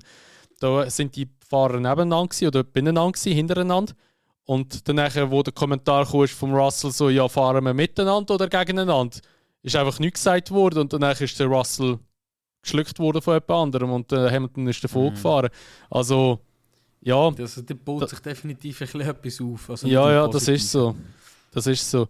Und ja, stell dir vor, wenn das Auto Championship-fähig wäre, man, da würde dann ein richtiger Rosberg Hamilton 2.0 geben, dann reloaded. Aber ja, es ist halt eben so wieder so Prediction-mäßig, so eben so Fahrertransfer, das ist so etwas, da könnten wir stundenlang darüber nur diskutieren und spekulieren. Ich meine, der Albon ist ja auch immer wieder, kommt in den Gerüchten vor, dass er anscheinend eben mit Ferrari am Reden ist, weil Ferrari seine Performance so gut findet und dass man ihn ja für 2025 möchte unter Vertrag nehmen. Dann ist die Frage, wer geht, weil der Leclerc hat ja noch einen Vertrag bis Ende 2024. Der Sainz auch. Und eben, wenn jetzt Alter, stell dir vor, wenn jetzt eben so der Norris zu Red Bull geht und dann nachher geht der Hamilton zu McLaren, Leclerc geht dann nachher zu Dings, zu Mercedes, dann kommt der Albon zu Ferrari. Alter Schwede, Mann, das wär's noch, Mann. Ich meine, es hat viele gute Fahrer momentan und Teams können sich eigentlich wirklich aussuchen. Wegen dem ist es auch so schwierig für neue Fahrer, wie ein Liam Lawson, der wirklich auch Qualität bewiesen hat. Der kommt ja fast nicht in die Formel 1 rein, oder? Wegen dem würde ich mich eben auch sehr freuen, wenn das mit Andretti würde funktionieren. Dann, ja, hättest du endlich mal einfach 2 Sitze mehr, wo du noch ausnutzen kannst. Und ja, wäre eigentlich schlussendlich wirklich auch schön. Voll. Ja, das ist so. Definitiv. So, jetzt kommen wir aber auch kurz wieder zurück zum Thema. Wir sind genau abgeschweift wieder. Also wir sind immer noch beim Mexiko Grand Prix, aber mit dem Perez Crash angesprochen, Norris seine Performance, Alpha Tauri auch, Mercedes, wo auch wirklich eine gute Performance jetzt hatte, die letzten 2 Rennen beziehungsweise Mexiko und Austin. Und wenn wir noch nicht angesprochen haben, ist noch der Crash von Magnussen gewesen. Magnussen hatte ja einen harten Abflug gehabt. Ich weiss, jetzt hätte ich auch in dieser Zeit noch schauen, wie viel der Aufschlag war, wie viel G, aber ich weiß es immer noch, ich bin nicht schauen. Der Grund, wieso dass er abgeflogen ist, dass hinter links die Spurstange gebrochen ist. Nicht wegen Materialfehler, sondern weil das Material zu heiß wurde. Jetzt fragt man sich, ja, wie kann eine Spurstange heiß werden? Das kann passieren, wenn die Bremsen hinten ein bisschen warm werden, beziehungsweise wenn sie überhitzen. In Mexiko, das liegt ja, oder Mexico City liegt ja irgendwie so 2000 Meter über Meer oder so etwas, ich weiß nicht wie viel genau. Und dort ist die Luft halt dünner. Dementsprechend fahren die Fahrer, obwohl ja die Strecke eigentlich pfeifen gerade ist teilweise, fahren die mit einem Downforce-Setting von Monaco. Also die haben richtig viel Downforce drauf, dass sie den Karren einigermaßen um die Decke bringen und trotzdem fahren sie auf der Gerade irgendwie noch so 360 Sachen dort. Das muss man sich mal überlegen, mit so viel Downforce. Wenn du willst eigentlich keinen Downforce drauf tun, der Karren würde ja dort etwa 400 Sachen erreichen eigentlich. Und bei ihm ist es so, dass die Bremse hinten links am Überhitzen war, hat das Material dann nachher so erhitzt, also die Spurstange so erhitzt, dass das Auto in der Kurve, wo er eigentlich rechts rumgehen, die ist die Spurstange links ist sie gerissen oder gebrochen und dann ist er gerade ausgefahren und fährt gerade in die Tech-Bow Barrier reingeflogen und das hat man auch recht gekürbelt dort drinnen. Er ist dann nachher ausgestiegen, hat dann seine Hand so geschüttelt. Also im ersten Moment habe ich gemeint, er hat sich noch verletzt und der Aufprall war dann nicht ohne gewesen. Also, der ist, glaube ich, irgendwie so mit 250 oder so abgeflogen, 230 oder so etwas. Also, und kommt gut an bei diesem Corner, ja, weil du hast ja dort eigentlich eine relativ lange Flat-Out-Section. Das ist ja die schnelle links und dann nachher gerade die schnelle rechts hinten noch. Ist, glaube ich, dort abgeflogen. Und ja, hat sich Gott sei Dank eigentlich dann nichts gemacht. Das Auto hat er aber komplett zerlegt und hinten links ist dann auch noch ein kleines Feuerchen ausgebrochen, weil eben die Bremse immer noch am Überhitzen war. Und ja, also schlimm. Also da muss man auch wirklich sagen, da kann der Magnussen gar nicht dafür. Das ist halt einfach Material beziehungsweise ja, schlecht. Wahrscheinlich irgendwie schlechte Lüftung. Oder ich weiß auch gar nicht, vielleicht ist auch irgendetwas reingekommen in den Luftkanal rein, wo eigentlich die Bremse kühlen. Es ist halt schwierig zu sagen, was genau das Problem war. Aber es sind immer so kleine Margins. Es muss so wenig passieren, dass es so ein grosses Ausmaß eigentlich auch kann passieren. Also von dem her, ja, ich denke, da kann man jetzt auch nicht irgendwie Haas zu viel angreifen, wegen dem so Sachen passieren. Es ist ab Formel 1. Ja, ich habe nichts gefunden wegen dem Impact selber, aber ich meine, erfahrungsgemäß Crashes mit etwa 250, da bist du schnell mal etwa zwischen, ich sage jetzt 30 und 50 G eigentlich, wo draufprall ist. Bei ihm hat es jetzt aber noch ein bisschen geholfen, dass er wie 2 Aufprall hatte. Er ist jetzt erst vorher ein bisschen angekommen und nachher hinten noch einmal. Ich glaube, wenn er einfach einmal direkt in die Bande wäre, dann ja, hätte er sicher auch ein bisschen mehr Sorgen müssen machen. Ja, dann wäre es gröber gewesen, das ist so. Aber gleich wirklich krass gewesen und ja, aber eben, wie gesagt, da ist jetzt nicht weder der Fahrer noch das Team schon, das ist halt einfach Materialfehler oder ja, nein, nicht mal Materialfehler, es ist halt einfach mit der Bedingung, aber eben, das kann so viele Gründe haben, wieso das passiert ist. Da kann schon irgendwie so eine kleine Marvel kann irgendwie reingefallen sein, oder irgendwie, weiss ich, eine Folie oder so, oder einfach zu viel Dreck drin oder und der hat schlechte Luftzufuhr gehabt. Und eben, kann es mehrere Sachen gegeben haben oder mehrere Gründe haben. Aber ja, das ist eigentlich so weit mal alles vom Mexiko Grand Prix, glaube ich. Sonst ist eigentlich nichts mehr passiert, außer das kommt dir noch etwas in den Sinn, aber mir kommt jetzt gerade nichts mehr spontan in den Sinn, was man noch müsste unbedingt anschauen. Ich glaube es nicht, da würde ich sagen, wir moven weiter. Yes. Nach Brasilien. Es war ja ein Tripleheader, sind ja alle Rennen hintereinander gewesen. Ja, Brasilien. Ich habe mich gefreut, dass es auf Brasilien gegangen ist, weil coole Strecke. Hat ja letztes Jahr am meisten Überholmanöver in Brasilien gegeben. Dieses Jahr aber weniger. Aber wir fangen mal an mit dem verregnerten Training, beziehungsweise eigentlich ist es so gewesen, es war ja wieder ein Sprintwochenende gewesen. Und ich habe noch gedacht, am Freitag Regen und am Rest des Wochenende schön.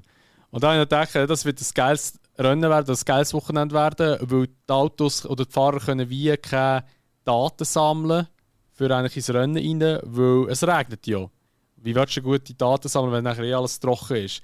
Es sind auch nicht so gross gefahren im Training, also es sind schon gefahren, aber nicht so viel eigentlich im Verhältnis. Und dann nachher ist am Nachmittag, genau, ist ein Sprinttraining, am Nachmittag ist das Qualifying gewesen. Und dort hat es dann aber abgeklärt, dort ist es dann aber schwarz geworden. Das war abartig. Also, es hat gestartet, ist ja dann noch trocken gewesen, und dann nachher hat es angefangen zu schiffen. Es war abartig. Jetzt war mal einfach so rabenschwarz gewesen, da hat Alonso am Funk gesagt, es sei wie die Nacht draussen gerade im Moment. Also es ist wirklich so finster geworden. Und dann nachher, es gibt noch ein Video, ich weiß nicht, ob ihr das gesehen habt, dort siehst du einfach wie auf der Tribüne das Ganze, also einfach so, die haben ja so Blachen als Dächer eigentlich dort gehabt, die halt eben vor Regen sollen schützen. Und es hat so stark Gewinde gehabt, dass gerade die Blachen weggeflogen sind, die Stangen sind runtergefallen, also die Tribünen sind so halbwegs zusammengekracht, also wirklich gerade mal geschaut, ein bisschen gefährlich geworden dort alles. Aber ich muss ganz ehrlich sagen, wo das so gestürmt hat, ich wäre gerne dort gewesen, hätte es gerne miterlebt. Das war sicher noch hure krass gewesen. Also vielleicht gerade auf dieser Tribüne, wo es fast zerlegt hat. Aber so wie das dort hat, wäre ich schon gerne dort gewesen und hätte es miterlebt. Das war sicher eine krasse Atmosphäre gewesen. Es ist sicher fast ein bisschen gruselig auch. Also, ich mag mich noch erinnern, 2019 Hockenheim hat es eigentlich auch extrem da. Zuerst die hohe Hitze. Und nachher, es hat schon ziemlich gekutet, eigentlich, wo es ein bisschen verkohlen. Aber ja, also Hockenheim ist ja Qualifying ist ja genau, Hockenheim ist ja Qualifying ist so brutal heiß gsi dort. Yes. Und am nächsten Tag ist es so hure mixed Wetter gsi, ist immer wieder Regen, dann wieder nicht mehr und alles, es ist riesig hin und her gsi dort, stimmt, also, ja. Dass wir uns dort nicht ein Ding gefangen haben und Sonnenstich ist eigentlich ein Wunder, so wie das runtergepratscht hat. Ja. Ja, anyway, also das ist, ja, ich weiß nicht, also ich finde auch so Sachen ein bisschen gruselig. Ich genieße es zwar aber so ein bisschen im Regen raus, aber wenn es so tut, ja, bin ich lieber daheim in Nest eingenuschelt. ich liebe Gewitter einfach. Wenn es so richtig kommt, ballern, ich finde das richtig geil. Gesehen wie. Aber ja, du, schlussendlich, es ist sicher komisch als Fahrer, wenn du so dort drinnen hockst und du fährst und das Ding, ich habe auch gesagt, das war eines der komischsten Sessions, die er jemals hatte. Ich meine, du bist am Fahren und du hast das Gefühl, es regnet, aber es kommt noch kein Regen und es ist immer noch furztrocken auf der Strecke, aber es ist arschkalt, die Strecke cooler schnell. Wegen dem hat es ja auch, wer war es? Der Stroll hat es gedreht, irgendjemand hat es gedreht. Der Piastri hat es gespinnt. Ja, genau, richtig. Es ist einfach wahrscheinlich auch, weil es auf einmal so schnell so kalt geworden ist und ja, was passiert, wenn es von heiß zu kalt wechselt? Windböen. Hat es natürlich auch einige gehabt. Irgendwelche Gasts, die mal links und rechts rumgeschüttelt haben, dann ist ja auch verständlich, dass du dann nachher mal Kontrollen über das Auto kannst verlieren und dann nachher auf einmal kübelt das so runter. Also sicher auch ganz klar die richtige Entscheidung gewesen, das nicht mehr weiter laufen lassen. Einfach haben sie einen Red Flag gemacht? Ich glaube, sie haben einen Red Flag gemacht, sogar nach relativ langem Warten, aber ja. Also sie haben Red Flag rausgehauen und nachher haben sie gesagt, sie dürfen nicht mehr weitermachen, das Qualifying abbrechen. Ja, absolut richtige Entscheidung, aber hat dann nachher auch für ein geiles Grid eigentlich gesorgt. Aston Martin wohl endlich wieder ein bisschen weiter vor. Was haben wir noch gehabt? Es war alles ein bisschen durcheinander gewesen. Brasil. Ich habe es dir gerade Qualifying. Genau, Stroll auf P3. Also das ist mal einfach how the fuck. Nachher hat der Sainz und der Perez nur auf dem 9. Gut, sonst war es eigentlich gar nicht mal so durcheinander gewesen, merke ich gerade.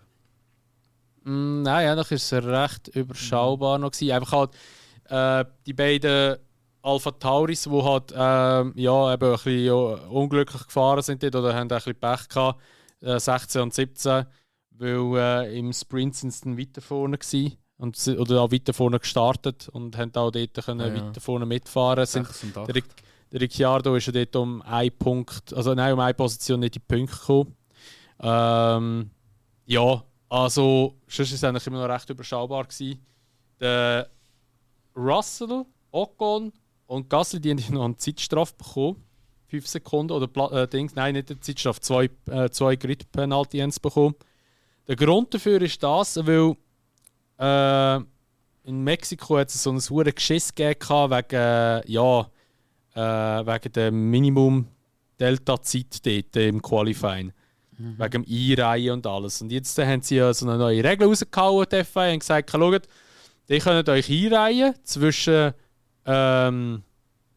Pit-Exit und Safety-Car-Linie 2. Die Safety-Car-Linie 2 ist eigentlich bei der Weiss, also beim Pit-Exit hat sie ja noch so eine weiße Linie, die vorgezogen wird mega lang, bis halt wirklich eigentlich wieder kannst sicher einfädeln eigentlich ins Rennen. Und dann kommt so ein weißer Strich und das ist eigentlich in der Regel Safety-Car-Linie 2. Und da hat man gesagt, in der zwischen Pit-Exit, also oben, wo man eigentlich runterfährt in Brasilien, also gerade nach der Boxen, wo geht es so runter, fährt man ja eigentlich auch wie Senna S, fährt man einfach in der Box rein. Und bis raus dort kann man sich einreihen. Also heisst, dort bleibt man hintereinander und gibt sich den Abstand, das sagt alles okay dort, aber nicht auf der Strecke das machen. Und dann nachher hat es aber Leute gegeben, die gesagt haben, so, ja, aber wenn ich das nicht machen will, was soll ich dann machen? Ja, rechts vorbeifahren. Und darum gibt es so ein Video, wo der Verstappen halbwegs auf dem Rasen einfach irgendwie am Perez vorbeiballert dort schnell. Und jetzt ist es so, dass der Russell, der Gasly und der Ocon haben das gleiche irgendwie immer noch auf der Strecke gemacht haben. Ocon Tourkandidat, was so Penalties anbelangt, hat nachher wieder einen kassiert. Gasly hat einen bekommen und auch eben dann der Russell hat eine Penalty bekommen. Die sind 2 Plätze hinter gedroppt für am Rennen. Ja, das einfach noch so nebenbei erwähnt. Also Alpine nicht verwunderlich, aber für Russell eigentlich noch relativ bitter. Russell hat zwar, muss man auch sagen, in dieser Saison relativ viele Penalties geholt. Inzwischen, denkt es mir. Ja, ich glaube, er hat auch generell relativ viel Pech gehabt. Also viele von den Penalties, die er geholt hat, sind nicht immer nur sein Versagen gewesen. Ja, ich weiß auch nicht. Ja, also, gut. Oftmals fährt er in Leute rein und dann nachher sagt er so, er ist in mich reingefahren. Gell? Ja, genau. Das kommt dann eben auch noch vor. Ja. Ja, aber es ist halt ja, wieder eine doofe Regel, glaube ich. Ich weiß nicht, ob das jetzt nachher in Vegas ist das nächste Rennen, ob es das wieder gibt. Vegas wird ein bisschen speziell sein, weil das ist ja dann wieder eine komplett neue Strecke und keine Daten sind und alles drum und dran. Das wird dann noch spannend werden dort, wer wirklich schnell ist und gut ist. Das werden wir sehen. Also wahrscheinlich schon wieder Red Bull, aber ja, mal schauen, wer so das zweitschnellste Auto ist. Das ist inzwischen ja spannender eigentlich, als wer das schnellste Auto hat. Aber ja, das ist einmal so Qualifying-mäßig. Sprint, ja, ist... Ich muss ehrlich sagen, ich habe es selber nicht gesehen, weil ich an dem Abend nicht rum war. Ich habe nur zwischendurch schnell reingeschaut und habe einfach nur gesehen, dass Alpha Tauri relativ tiefig unterwegs ist wieder, aber gleich eben um einen Platz eigentlich Punkte verfehlt haben. Und ich weiß einfach, dass der Verstappen eigentlich in Turn 1, 2 schon vorbeigegangen ist am Norris, wo ja für den Sprint Pole geholt hat. Und ja, sagen wir es mal so, dass der Verstappen das Ding wiederholt, ist eigentlich auch so ziemlich klar gewesen. Und sonst eigentlich, glaube ich, haben wir ja vorher schon ein bisschen besprochen, ist schon eigentlich nicht gross etwas passiert gewesen oder irgendetwas, das rausgestochen ist, oder? Im Sprint. Nein, also Sprint wirklich überhaupt nicht. Also ich habe da auch so halb ein bisschen mitgeschaut. Nein, stimmt gar nicht. Ich bin sogar extra ganz schauen, aber bin ehrlich gesagt fast eingeschlafen. Also. Ich glaube, wir müssen nicht zu viel darüber erzählen, weil ich glaube, die ersten 0 oder halbe und eine Runde vom Race selber haben mehr Action geboten als nicht nur der Sprint von Brasilien, sondern auch das gesamte Mexiko-Rennen. Ja, ich glaube, da fangen wir mal chronologisch an, nach dem Start, gerade mal der Leclerc, oder? Ja. Ja. Liebe Ferrari-Fans, ihr tut mir so leid. Ich weiss nicht, wieso sind ihr noch Ferrari-Fans? Wieso habt ihr immer noch ein rotes T-Shirt da? Es ist wirklich, es muss eine absolute Qual sein. Und ich liebe die Memes, die jetzt die ganze Zeit kommen, so von wegen, eben Fahrer werden kaputt gemacht und so. Ja, heute habe ich so einen Zusammenschnitt gesehen, wo in Austin der Leclerc irgendwie gefragt wird, wie er mit irgendetwas lebt und dann nachher so der Zusammenschnitt einfach gesehen, I don't live. Fertig. What Ferrari does to you. Nein, aber es ist halt schon. Ich meine, was war es? Hydraulics Failure und sonst noch irgendetwas, glaubst du? Ja, also es ist so, dass sich das Auto abgeschaltet hat. Also das System hat sich abgeschaltet. Das ist wirklich doof, aber es ist wirklich so, das System hat sich abgeschaltet und dann hat natürlich auch die Hydraulik abgeschaltet, der Motor hat abgeschaltet, darum hat sich die Hinterrad blockiert und darum hat es sich weggedreht. Und dann hat das Auto wieder neu starten. Du kannst das Auto mit der MGU K kannst es wieder starten. Und dann hat er das gemacht und hat er weiterfahren und hat es aber gerade wieder abgeschaltet und dann hat er gemerkt, dass das Auto hat einen Fehler und dann ist es halt schon gewesen, ja. Und da ist es so dick. Hast du das Foto gesehen, wo die Marshall ein Foto mit dem Auto gemacht haben? Nein. Es gibt ein Foto von den Marshalls, wo die das Auto geparkt haben vom Leclerc, die da einfach so auf die Seite gestoßen haben, haben alle so ein Foto gemacht.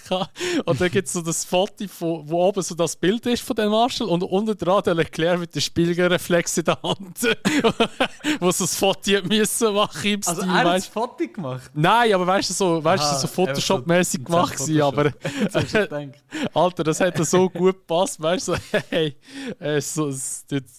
der Leclerc tut mir so leid, immer wieder, wirklich. Ja, okay. Ich glaube, der wäre so ein guter Fahrer, wenn er einfach mal ein Auto hätte, das funktionieren würde. Ja gut, er macht eben halt manchmal auch Fehler, gell? Muss man einfach an dieser Stelle sagen. Aber wenn es dann mal funktioniert, macht er Fehler. Ja. Das ist ein kleines Ding. Aber ich meine, in Mexiko hat er ja auch Pole geholt. Dort war ein Ferrari auch plötzlich sehr stark gewesen. Ja. Und es würde eben gehen, aber es happert halt einfach immer wieder. Oder sie ecken halt einfach immer selber irgendwo wieder an. Und das ist halt einfach mega schade. Aber ja, es ist halt mal so, wie es ist. Er wäre jetzt schlussendlich nicht an den Rennstart geschafft, die anderen dann schon. Das Gute ist, das Auto hätte gerade außerhalb der Rennstrecke parkieren, der Leclerc. Darum hat der Start ohne Verzögerung gestartet. Ist aber dann auch relativ schnell wieder vorbei gewesen.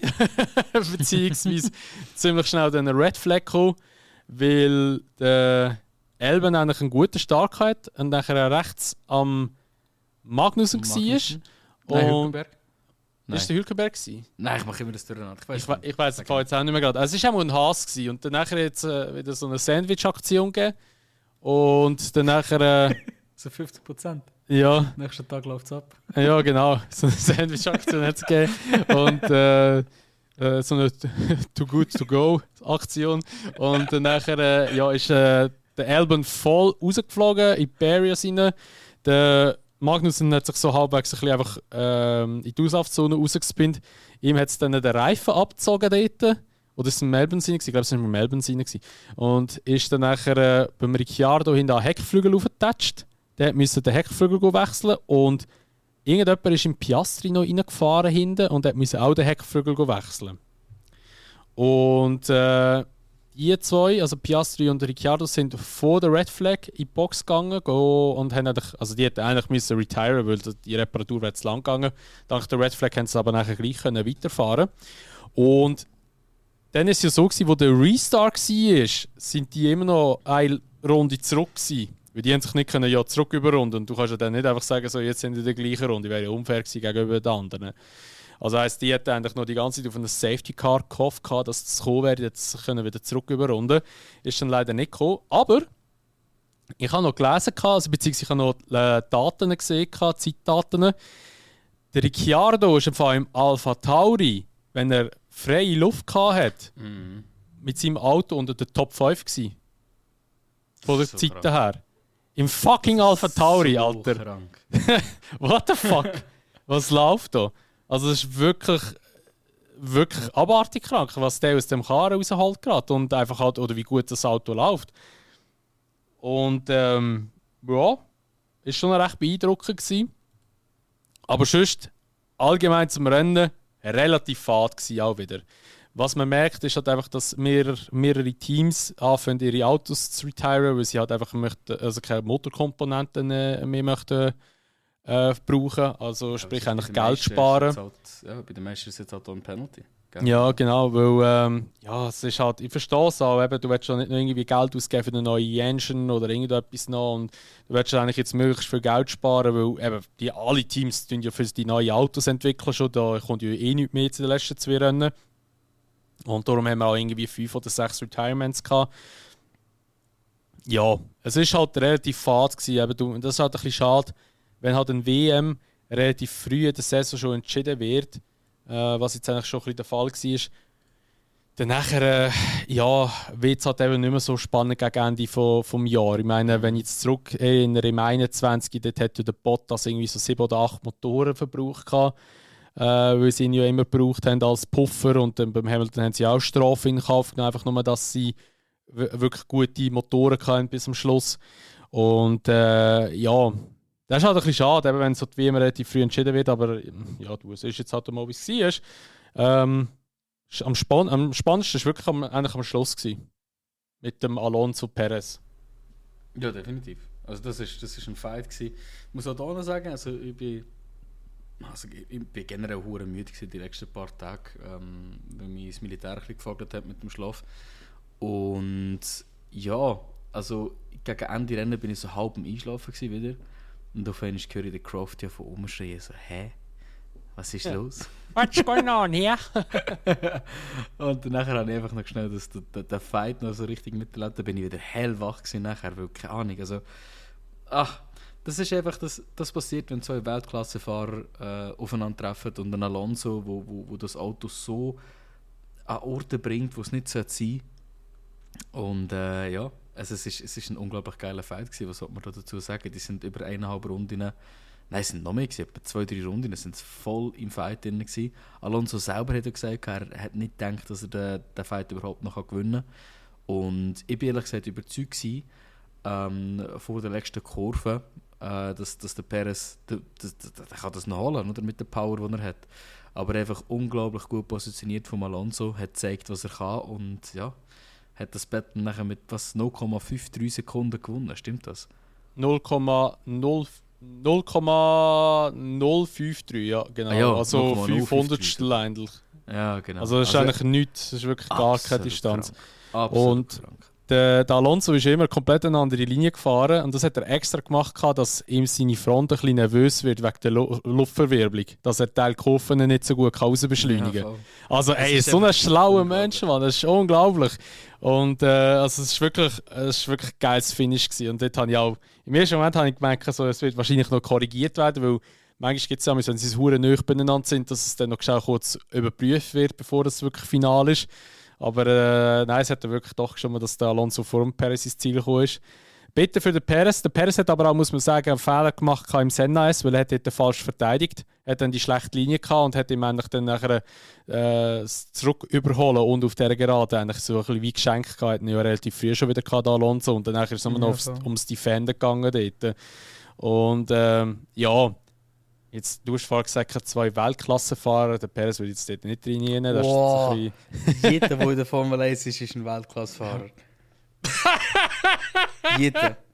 Jetzt mit Ausnahme vielleicht noch von Mazepin. Jeder! Also du würdest auch sagen, dass der Stroll ein Weltklassenfahrer ist. Ja, definitiv. Oder Ey, der Stroll hat mindestens, was hat er, F3 gewonnen. ja, also du würdest auch sagen, dass der Logan ein Weltklassenfahrer ist. Ja, er hat es in Formel 1 geschafft. Nein, ja, mit dem Geld, Versteh Alter. mich nicht falsch, aber wenn du es in Formel 1 schaffst, dann bist du ein Weltklassefahrer. Oh Mann, ey. Ja, es ist... Also, Alter, ich kann das jetzt nicht ernst nehmen. Nein, tut mir leid. Nein, das tut mir leid. Es gibt einfach Leute, die unverdient in der Formel 1 sind. Es gibt die Average-Fahrer und es gibt dann nachher eben die Weltklassenfahrer. Und ich würde das Perez in einen Average-Fahrer reinhauen. Aber Weltklasse sicher nicht. Weltklasse Also ist für mich ein Verstappen, ein Hamilton und Ja, da kannst du nicht in Alonso das, aber ich würde das jetzt... kannst du nicht rein tun, nein. Ich würde jetzt... Also Dann nehmen wir halt Semi-Weltklasse. Semi-Weltklassenfahrer, gut, bin ich d'accord. So eine extra Sparte erstellen, nur für den Perez. Ja, jetzt im ersten Weg gemerkt, du meinst es sarkastisch, aber du meinst das wirklich ernst. Nein, ich meine es ernst, aber halt nicht im Sinne von Weltklassenfahrer als er ist gleich gut wie ein Alonso oder ein Ding. Ich sage einfach, jeder, der in Formel 1 reinkommt, ist ein Weltklassefahrer. Nein, da würde ich jetzt nicht so sagen. Da würde ich nicht so sagen. Also Okay. vor allem nicht bei einem Stroll und vor allem auch nicht bei einem Sargent oder auch bei einem Maldonado dazu mal nicht. Oder auch, Aber der Kai war schnell gewesen. ja, er hat da eigentlich gewonnen, da muss man schon lassen. Er ist ja der letzte Gewinner mit Williams. Nein. Aber Crazy eigentlich. ja, aber ja, nein, ich würde das. Nein. Da würde ich jetzt nicht so sagen. Ja, jedenfalls noch zu Brasilien. Dort, Mercedes hat dort eine geile Performance abgeliefert. Mexiko und Austin so gute Performance geleistet. In Brasilien ist irgendwie die Performance irgendwo, keine Ahnung, wo war. Und der Toto hat dort gemeint, das sei in seinen 13 Jahren das schlechteste Rennen gewesen, das er je miterlebt hat in seiner Mercedes-Karriere. Ich frage mich einfach, wo dem 2022 war, aber anscheinend nicht am Mercedes-Kommando stand. Ja. Oder nicht an der Strecke, ja. Nein, also es zeigt halt einfach, dass das Auto nicht auf allen Strecken funktioniert.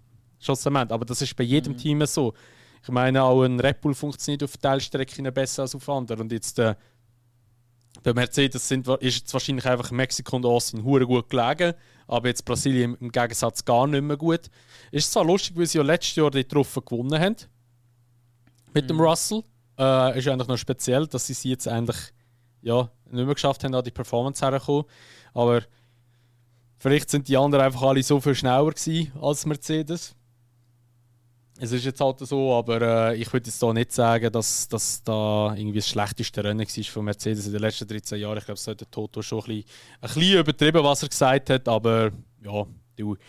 Wir haben jedenfalls in den letzten im letzten Triple-Header haben wir jetzt 2 Sprintrennen gehabt, beziehungsweise jetzt in Brasilien ist ja das letzte Sprintrennen von dieser Saison.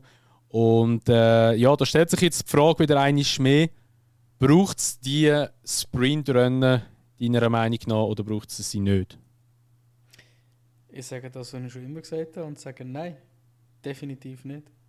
Es ist auch mit der Veränderung vom Dings, das ist eigentlich so ein bisschen ausschlaggebend für das Jahr oder für die Diskussion, die wir jetzt Ende Jahr haben. Es ist ja nicht mehr das gleiche Format, wie es letztes Jahr war. Aber ich finde auch mit diesem Format, mit dem Alten ist es einfach eine Verlängerung vom Hauptrennen. Das hat das Hauptrennen schlussendlich sogar noch kaputt gemacht.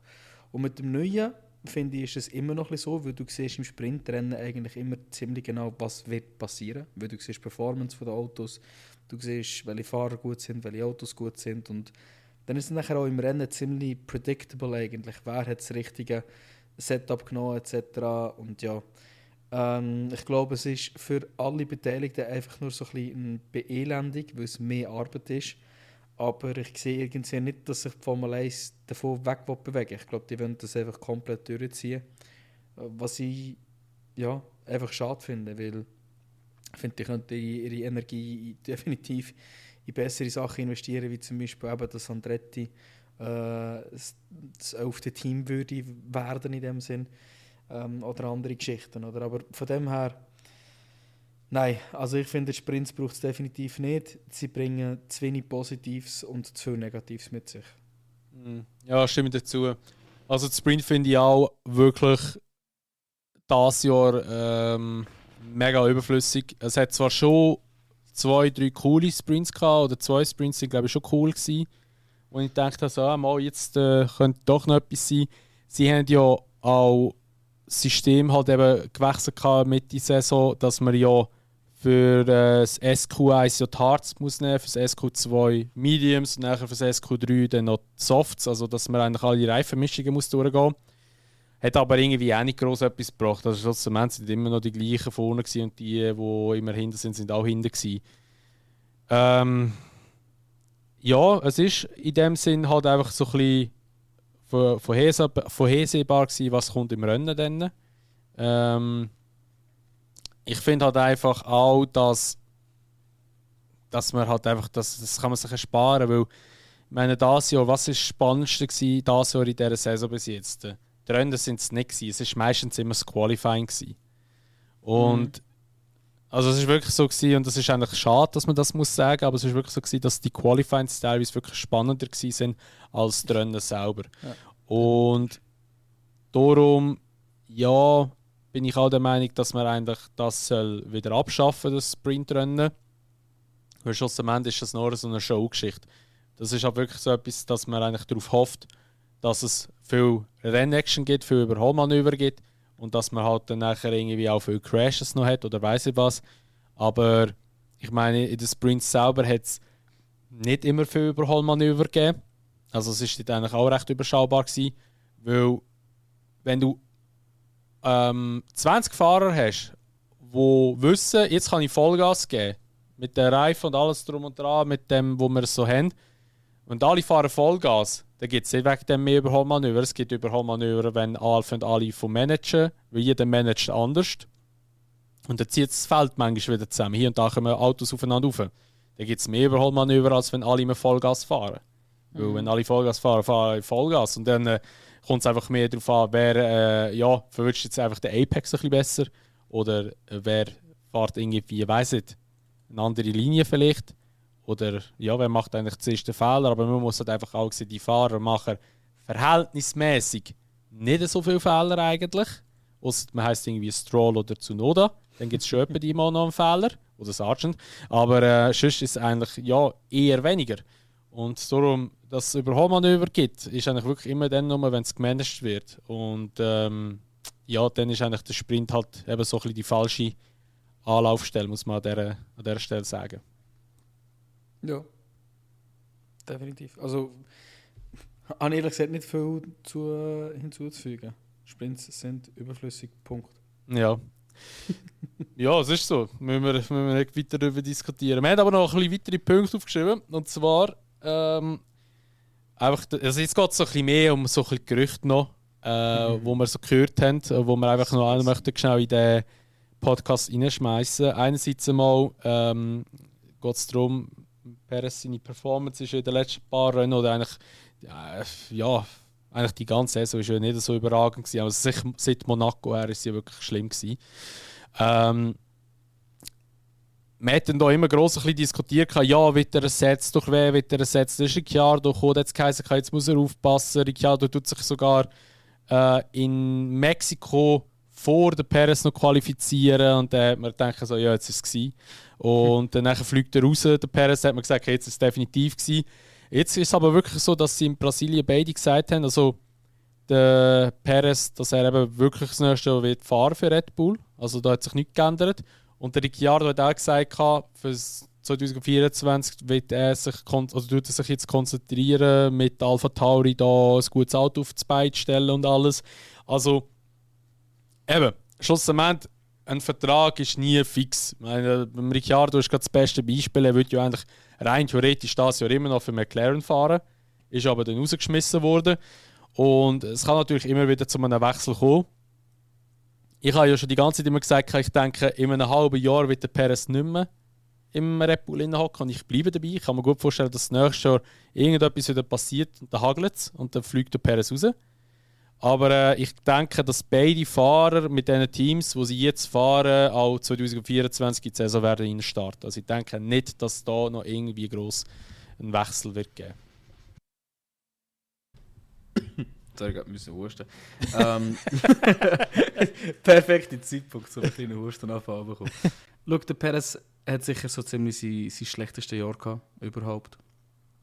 Aber ich finde, am Anfang von der Saison hat er wirklich ein bisschen gezeigt, was er kann. Und ich fände es nicht fair, ihm jetzt den 24er-Sitz wegzunehmen, vor allem für einen Fahrer wie Ricciardo, der halt die letzten paar Jahre auch nicht wirklich performt hat. Klar, er hat jetzt gezeigt, dass er es immer noch kann. Aber bei ihm war auch sehr lange ein grosses Loch rum. Und eigentlich sogar ein grösseres als beim Perez. Und von dem her hat ich es eigentlich mega unfair gefunden. Hat jetzt der Ricciardo den Sitz definitiv schon fürs 24 bekommen. Aber, wenn wir mal ehrlich sind, es braucht halt wirklich nicht mehr viel. Also wenn da der Perez wieder so ins 24 startet, dann kann es schon sehr schnell mal sein, dass Mitte Saison der Ricciardo wird übernehmen und dann ist der Perez Red Bull Association ganz weg. Also der wird dann noch nicht irgendwie noch in einen Alpha Tauri reingehen. Der muss dann einfach selber schauen, wo er wieder fahren will. Nicht, dass er gar keinen Sitz wird bekommen. Ich meine, eine Erfahrung, wie er jetzt können sammeln mit Red Bull zusammen, ist sehr wertvoll für jedes Team, vor allem für die kleineren. Und da gesagt jetzt zum Beispiel eben gerade eine Öffnung, zum Beispiel bei Audi, wieder Back to the Roots, so sauber zu gehen. Ja, könnte eigentlich noch eine gute Lösung sein. Schlussendlich ist aber seine Performance jetzt im letzten Rennen wieder genug gut gewesen. Und wenn er in den nächsten 2 Rennen wieder so fährt, wie er jetzt gefahren ist, dann ja, sehe ich auch nicht, wo ihm da sollte Weg reinstehen. Aber hey, Ricciardo mit seinem Mexiko Resultat eigentlich hat ganz klar gezeigt, dass er wieder in das Top-Team hineingehört. Und ich fände es auch schön. Ich fände es eine geile Kombination. Ricciardo und Verstappen hat damals schon relativ gut funktioniert. Das würde auch wieder funktionieren, bin ich überzeugt. Vor allem jetzt, wo der Ricciardo wie auch ein bisschen mehr mit dem Fakt kann leben, dass er nicht mehr der Nummer 1 Fahrer wird können sein. Oder es gibt keine Möglichkeit, gegen einen Verstappen Nummer 1 Fahrer zu sein. Aber er wird ihm sicher die Stirn ein bisschen bieten können. Also, ich bin gespannt. Ich bin auch überzeugt, dass 2025 Ricciardo wieder bei Red Bull wird sein. Aber gut Ding will Weile haben. Ja, also, schau, du hast jetzt gesagt, dass der Ricciardo auch ein Loch hat bei Renault und McLaren. Ja. Also vor allem McLaren. Ja. Allerdings musst du immer noch den Aspekt anschauen, du bist dort nicht in einem Top-Team gewesen. Oder ja. Du hast nicht das beste Auto am Grid gehabt. Weißt du, was ich meine? Aber, ja, schon. Aber wenn die Teammate dich dieser Wegen auseinander nimmt, also Renault, finde ich, hat er nicht so ein Loch gehabt. Ja, Renault war ja besser gewesen als ein Ocon. Definitiv. Aber bei McLaren, ja, das ist schon so. Schon ein bisschen auseinandergenommen. Aber, weißt du, ich meine, bei Dings,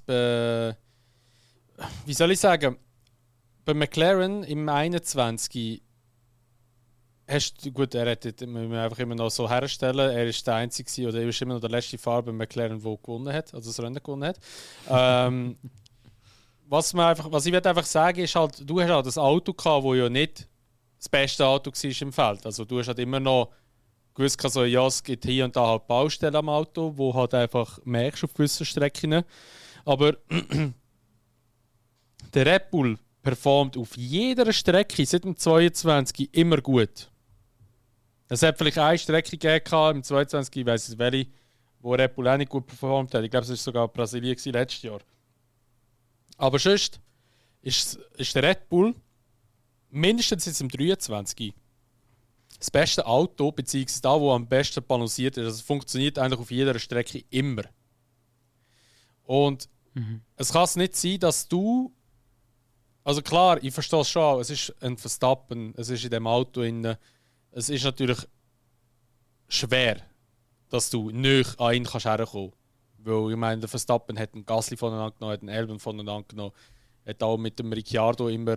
Also, ich würde jetzt sagen, es war viel besser gewesen, aber er hätte mal auch können, also sie haben sich beide immer gegenseitig gut stehen geboten. Aber es hat halt doch einfach an meinen Tag gegeben, wo jetzt ein Perez einfach mal 8-9 Zettel weg war. Und das ist dann schon viel. Weißt du, wo halt dann einfach mal ein Ferrari, Mercedes, ein McLaren reingerutscht ist. Oder auch irgendwie noch vielleicht eben so ein Aston drin reingekommen ist noch. Und ich finde dann einfach halt, das darfst du, wenn du weißt, du hast eigentlich das beste Auto und das schnellste Auto im Feld und da, wo am besten funktioniert. Das darf eigentlich wie nicht passieren, weil du hast ja dann wie keine Aussage, es liegt am Auto, weißt du? Oder das, ich meine, wie will ich das sagen? Oder jetzt kommt kein Auto gerade in den Sinn. Sagen wir zum Beispiel mal den Ferrari. Der Ferrari ist bekannt dazu, dass er untersteuert wie Hölle, anscheinend, und dass er eben Reifen verbrennen tut wie Hölle. Und ich meine, du hörst es so oft vom Leclerc oder auch vom Sainz, ja, untersteuern tut er, ja, Reifenverschleiß halt wieder oder Reifentemperatur, das kriegst du immer wieder als Begründung. Aber bei Red Bull hast du wie keine Begründung, wieso das jetzt der Perez, Also eben, wieso das jetzt eher schlecht performt, weil du weißt genau, du kannst es im Auto nicht zuordnen, weil das Auto kann es nicht sein, weil beim anderen funktioniert es ja so gut. Ja, jein. Ich glaube, was bei Red Bull die Schwierigkeit ist, und ich meine, das haben jetzt mehrere Fahrer schon können beweisen, der Red Bull, vor allem die neuesten zwei, also der 18er und der 19er, die sind einfach derwegen auf der Spitze, dass du ein ausgezeichneter Fahrer musst sein, dass du das überhaupt kannst kontrollieren. Und ich glaube, das ist so ein bisschen die Schwierigkeit, wo alle Fahrerbesitzer eigentlich hatten. Gasly, Albon, Perez, die kommen wahrscheinlich einfach nicht genau darauf klar, wie gut das Auto an und für sich wirklich funktioniert und wie gut du selber musst sein, um wirklich viel aus dem Auto rauszuholen. Ich glaube, das ist ein bisschen das Problem, wo sie eigentlich haben. Ja, aber weißt du, da frage ich mich, weißt du, fährt ein Ricciardo in Silverstone Pirelli-Reifentest, fährt die ersten 10-15 Runden mit den Reifen, die sie auch am Rennen hatten, also mit den gleichen Mischungen. Aber einen Tag später, wo die Strecke schon abgekühlt ist, und es war ja noch am Morgen, und fährt eine Zeit, wo er in die erste Startreihe reinbringen würde. Ja. Das finde ich dann schon. Das kannst du nicht vergleichen, weil es ist ein Test. Du weißt ja nicht, was die für ein Aero-Setup hatten, weil wenn das Aero-Setup natürlich gemacht ist, um schnell eine Runde zu machen, bist du auch bei schlechten Wetterbedingungen vielleicht schneller als ein Setup, das für das Rennen gemacht ist. Und das ist ja immer das, was du versuchst zu erreichen, ein Setup, das gut für das Rennen funktioniert. Und das ist immer langsamer. Ja, gut, das stimmt schon. Die Frage ist halt eben, was sie getestet haben. Aber ich denke jetzt nicht, dass sie ein Setup gemacht haben für Topspeed und all, oder dass du hure schnell um eine Ecke kommst. Weil schlussendlich wird ja Pirelli wissen, wie langlebig ist ihre Reifen. Und ich meine, wenn du dann da voll an der Limite fährst die ganze Zeit, dann schwellst du so einen Reifen noch relativ schnell. Das ist klar, ja, aber vielleicht können sie auch wissen, hey, wenn wir jetzt mal Volldampf geben, wie gut kommen wir durch? Also es ist ein bisschen schwierig zu sagen halt, aber es ist ich weiß nicht, also ich finde also du merkst, ich möchte den Perez aus dem Cockpit rausbekommen. Ja, genau, richtig. Und du merkst bei mir, ich habe immer noch einen Funken Hoffnung und einen Funken Vertrauen. Jetzt plötzlich. Aber das letzte Mal, wo wir zusammen den Podcast aufgenommen haben, hast du da gesagt, ich gebe es auf mit dem, wie kein Nerven mehr. Dort bin ich hässig gewesen, wie Sau, wirklich. Ja, das ist einfach... Also wenn er noch weiterhin so performt hätte, wäre er schon immer noch auf dem Stadium. Aber er hat sich ein bisschen erholt und... Ja, ich weiß nicht. Ich kann ihn einfach extrem gerne. Ich finde ihn als Person, als Mensch sympathisch und ich wünsche ihm wirklich einfach nur alles Gute.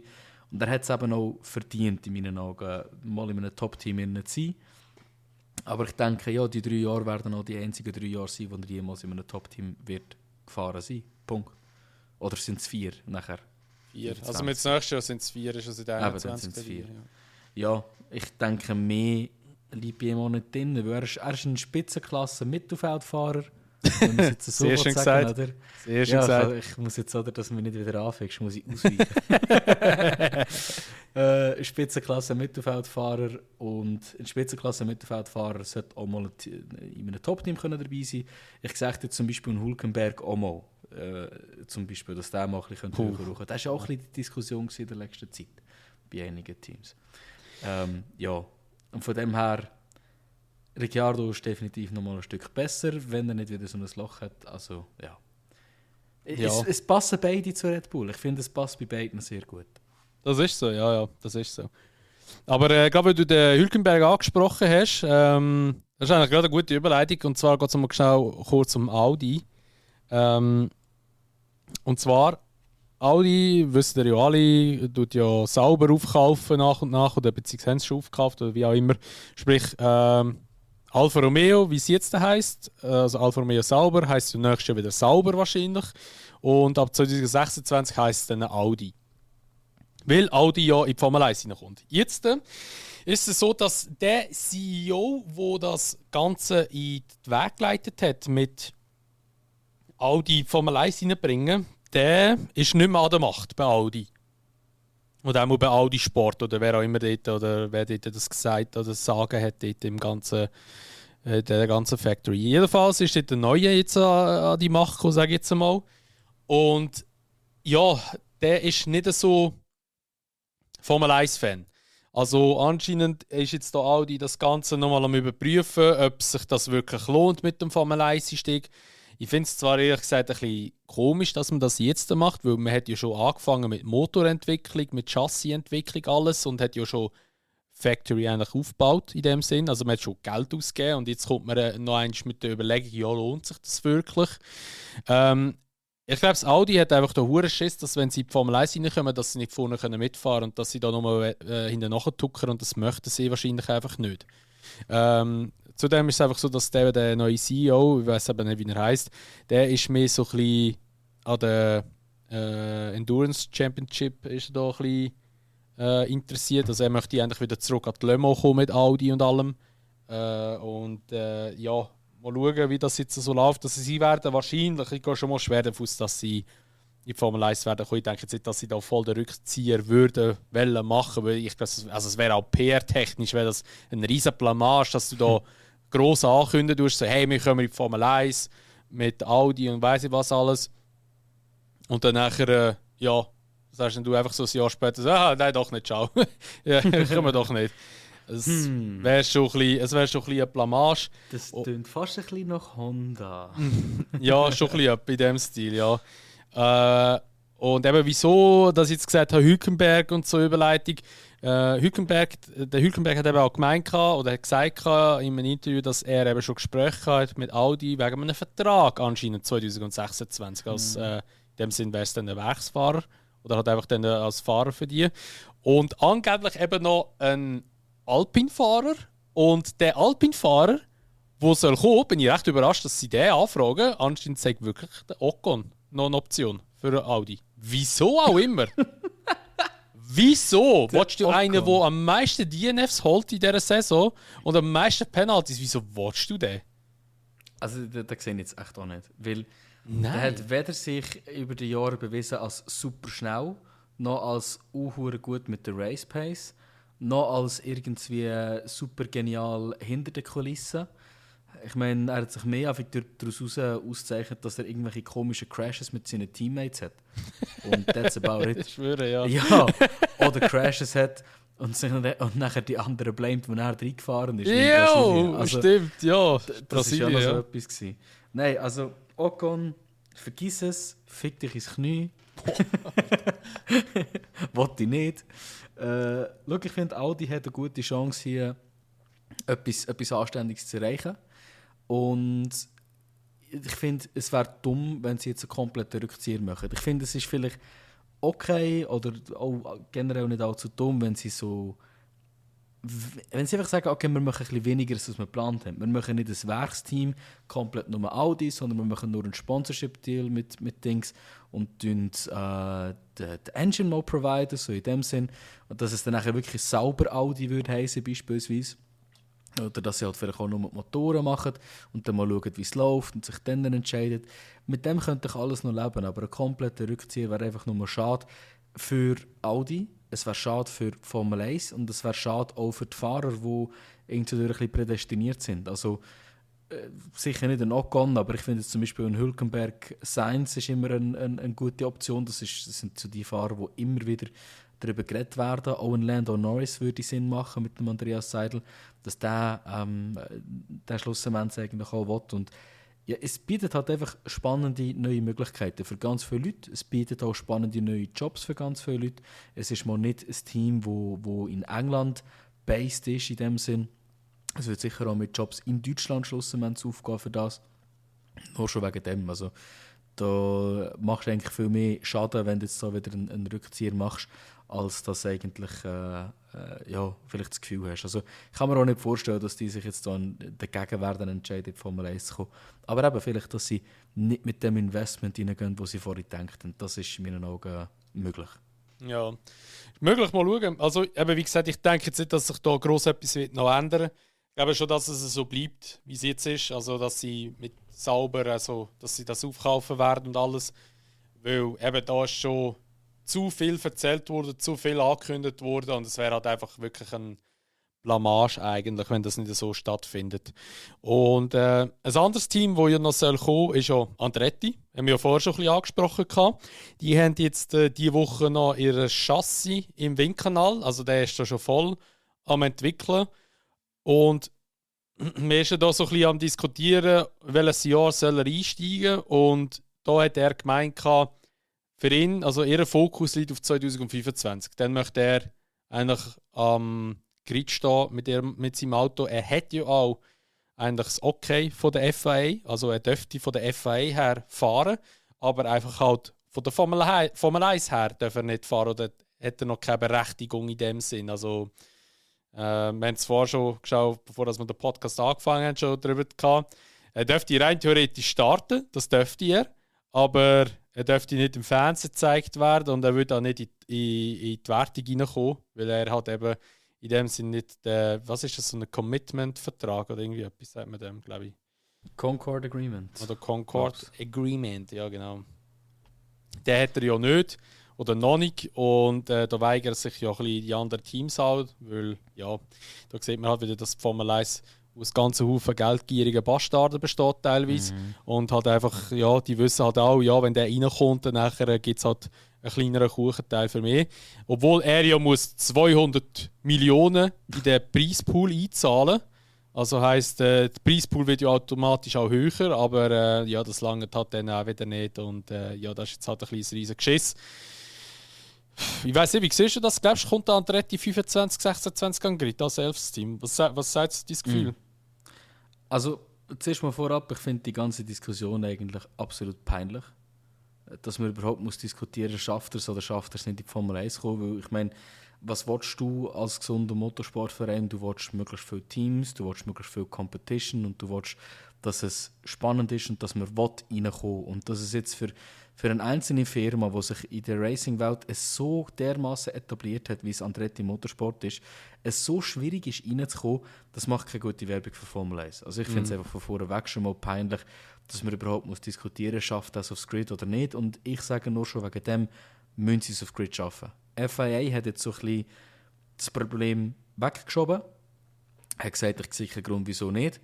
Und jetzt liegt es an Formel 1, das zu entscheiden. Und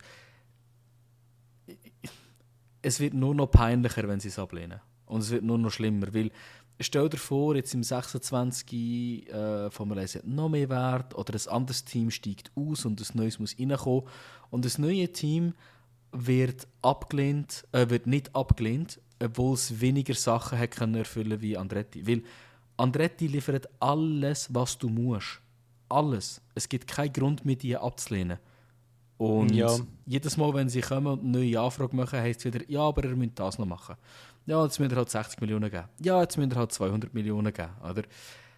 Und von dem her, wenn jetzt dann nachher, sagen wir, Haas steigt aus, Andretti will nicht Haas aufkaufen, aber ein anderes neues Team soll reinkommen, und das kommt hure locker durch die Prüfungen durch, ja, dann fühlt sich aber Andretti dann auch ein bisschen verarscht, oder? Ja, das macht dann auch keinen Sinn.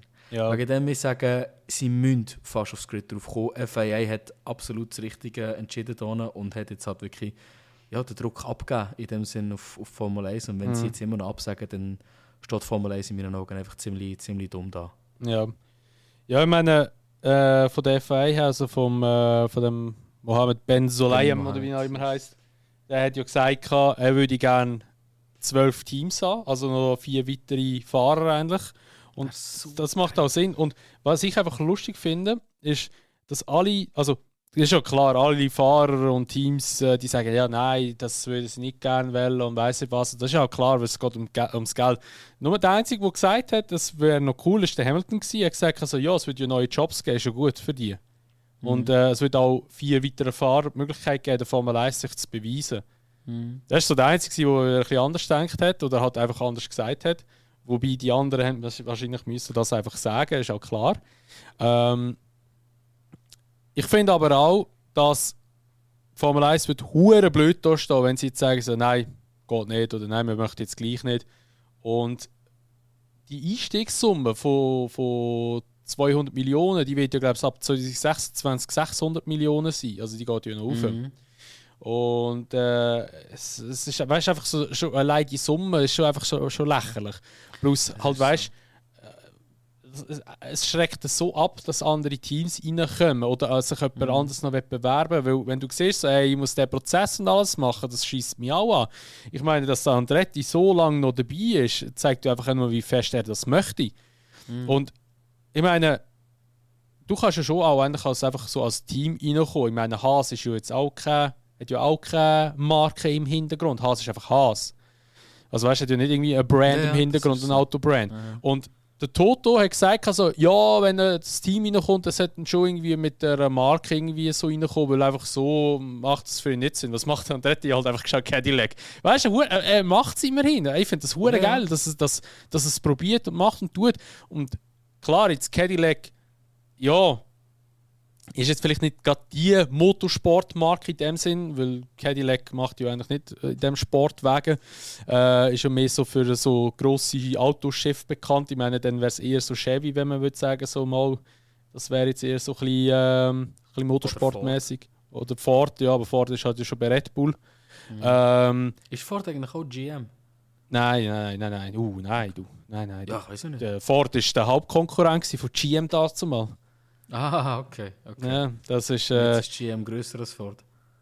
Da wüsste ich im Fall nicht. Gut, General Motors gehört natürlich, die haben ihre eigene Brand. Das ist ja, glaube ich, neben Chevrolet ist drin, dann ist Corvette drin und dann ist Cadillac drin. Aber an und für sich sind das, glaube ich, alles Chevys. Also es könnte also der Einhuben. Nein, Ford ist eigenständig. Die gehen kein Collab mit irgendwie einer anderen Marke oder so. Also es gibt zwar viele Autos, die ein bisschen Ähnlichkeit haben mit VW. Also der neue Ranger ist fast 1:1 ein Amarok, aber egal. Ja, jedenfalls eben so rein vom Motorsport her gesehen, es wäre halt einfach schade, wenn der Andretti wirklich nicht reinkommt. Das sehe ich auch so. Und ich verstehe halt nicht. Ich habe einfach irgendwie das Gefühl, die Teams haben einfach Angst, dass einfach so ein Underdog kommt oder so ein Redneck blöd gesagt und einfach alle zerfickt. Weißt du, was ich meine? Ja, sorry, aber es ist gut möglich. Weil ich meine, er ist in IndyCar ist er schon seit Jahren extrem erfolgreich. Er fährt seit Jahren mit immer mindestens 3 Autos, wenn er die Möglichkeit hat. Die besten Fahrer wollen immer zu ihm gehen. Und er wird auch einfach nur mal gerühmt als Teamchef und als Leader, dass er einfach auch die richtigen Leute einsetzt, wo er muss. Oder? Und ich glaube auch dort, wegen dem wird sein Team in der Formel 1 von vorneweg relativ erfolgreich sein. Also ich erwarte so ein 2018er Haas-Saison, wo sie wirklich gerade so P5, P6 einsteigen. Erwarte ich schon von Andretti. Und also was für mich halt da einfach nicht aufgeht, ist das ganze Argument mit du musst halt genug Wert mitbringen und so. Und eben, jetzt musst du ja zuerst 60 Millionen, dann 200 Millionen, nachher 26, 600 Millionen Stutz mitbringen.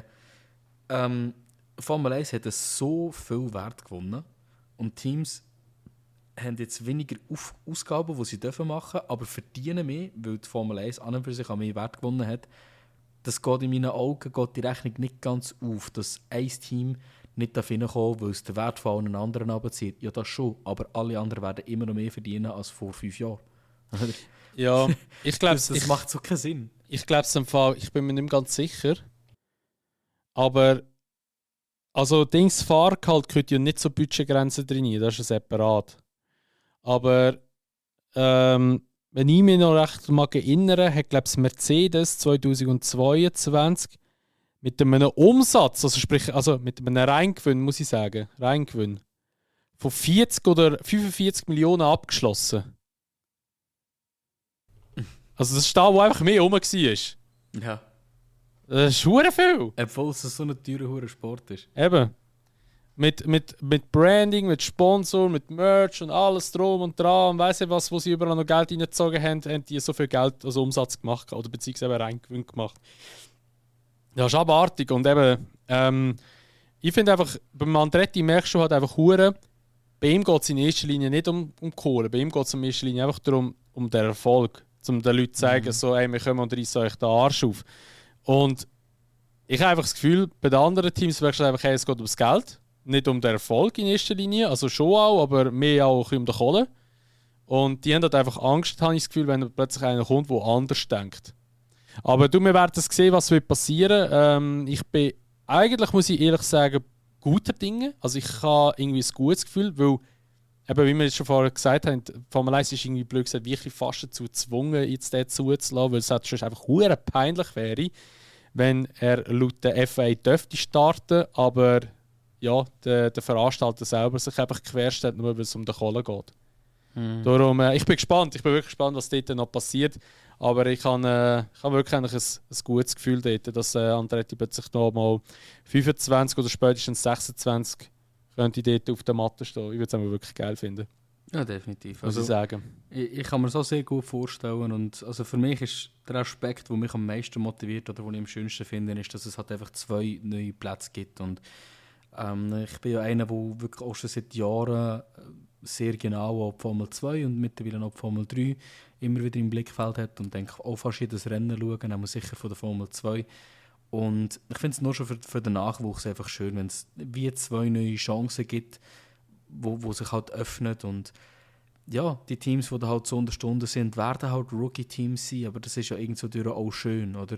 Ich meine, du hast bei IndyCar hast du jedes Mal, wenn wieder Indy 500 ist, hast du Fahrer, die das ganze Jahr über noch nicht gefahren sind und einfach schnell als Rookie noch dazukommen, dann hast du manchmal ein Fahrerfeld von 36 Autos.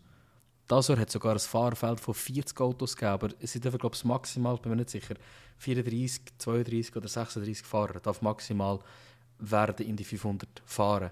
Aber immer wenn in die 500 ist, hast du wieder so viele neue Nasen, die einfach schnell reinkommen und sich schnell beweisen können. Und ich finde, es sollte einfach auch so sein, weil wir haben die letzten paar Jahre viele Fahrer gehabt, die keine Chance bekommen haben oder zu wenig.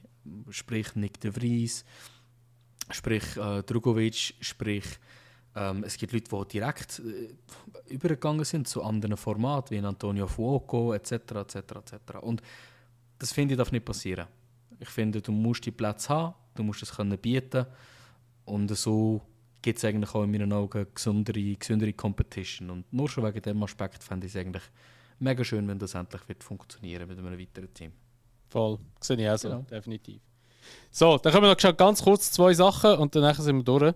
Weil wir haben es einfach übersprungen noch, beziehungsweise eigentlich immer so eine kleine Info. Ferrari hat jetzt angeblich eben angefangen mit dem Leclerc Vertragsverhandlungen zu starten. Das haben wir nicht angesprochen, oder? Oder haben wir es gesagt? Nein, haben wir gar nicht Das gesagt. nicht, hä? Also, sein Vertrag läuft ja Ende 24 aus und Ferrari soll jetzt hier anscheinend etwas Long-Term-mäßiges noch anbieten. Schauen wir, ob er da zusagt. Ich hoffe mal eher weniger, dass der Leclerc irgendwo anders hergeht. Weil ich glaube, Ferrari, ja, das wird wahrscheinlich nie besser werden dort, so weiß ich nicht. Also, ich glaube, der Leclerc wird bei einem anderen Team besser aufgehoben. Und meine letzte Frage an dich noch. Es ist immer noch ein Cockpit frei in der Formel 1. Williams. Ja. Was denkst du? Was denkst du? Immer noch Sargent? Ich glaube, der James Vowles ist einer mit sehr viel Geduld. Und ich will nicht, dass der Sargent das jetzt noch hat, aber ich habe das Gefühl, er wird ihn haben. Wenn nicht der Sargent, gibt es in meinen Augen 3 Fahrer, die das jetzt bekommen könnten. Und das ist der Frederik Vesti, am unwahrscheinlichsten. Und danach sehe ich ganz klar top dabei, der Liam Lawson und der Felipe Drugovic. Ich glaube, die hätten beide eine gute Chance, bei Williams einzusteigen. Und ich finde, es wird mit allen 3 eigentlich gut funktionieren und gut zusammenpassen. Also der Liam wird es eher weniger, weil der ist fix für Red Bull unter Vertrag. Und so viel ich mitbekommen habe, wird den Red Bull nicht zu Williams lassen. Und ich glaube, dass sie so eine Collab werden machen wie mit dem Elben dazumal. Aber man weiß nie. Drugovic ja, sehe ich auch. Wobei der hat jetzt auch nochmal eine Vertragsverlängerung gemacht als Ersatzfahrer bei Aston. Wobei das ist auch irgendwie klar gewesen, dass der bleibt. Und ja, halt der immer wieder muss erwähnen, ist halt der Mick. Wobei der Mick ist ja für Alpine bei der Touren, also bei der WEC Series ist er ja gefahren, hat ja anscheinend hure gut performt. Das ist eigentlich traurig, ich vergesse nicht die ganze Zeit. Ja, eben anscheinend fährt er vielleicht das nächste für Alpine bei der WEC Series. Eben, er sei anscheinend hure krasse Zeiten gefahren. Er sei recht konkurrenzfähig gewesen. Mal schauen, ob er dort noch eine Station einlegen oder ob das nächste immer noch für Mercedes als Ersatzfahrer oder Simulationsfahrer wird fahren. Das werden wir dann sehen. Aber ja, ich glaube mal, das wäre es von der heutigen Episode vom Unsafe Release. Ist jetzt ein bisschen doch ein bisschen länger geworden und wir haben angefangen, den Podcast und so, ja, ist doch noch recht überschaubar, wird wahrscheinlich doch nicht so lang werden. Jetzt sind wir gleich wieder fast bei einer Stunde 45. Ja, aber das ist eigentlich meistens immer so, dass wir irgendwie wieder mal, weiss ich wie lange abschweifen. Aber ja, dann würde ich mal sagen, was es war mit der heutigen Episode vom Unsafe Release. Wir bedanken uns immer recht herzlich, dass ihr bis dahin zugelassen habt. Und ja, die nächste Episode werden wir dann nachher etwa so in 2 bis 3 Wochen wieder aufnehmen und dann auch aufladen. Sind auch gerne dort wieder dabei. Und bis dahin wünschen wir euch schon mal ein schönes Tag, schönen Abend, guten Morgen oder gute Nacht, wenn auch immer ihr den Podcast hört. Und wir hören uns das nächste Mal wieder beim Unsafe Release.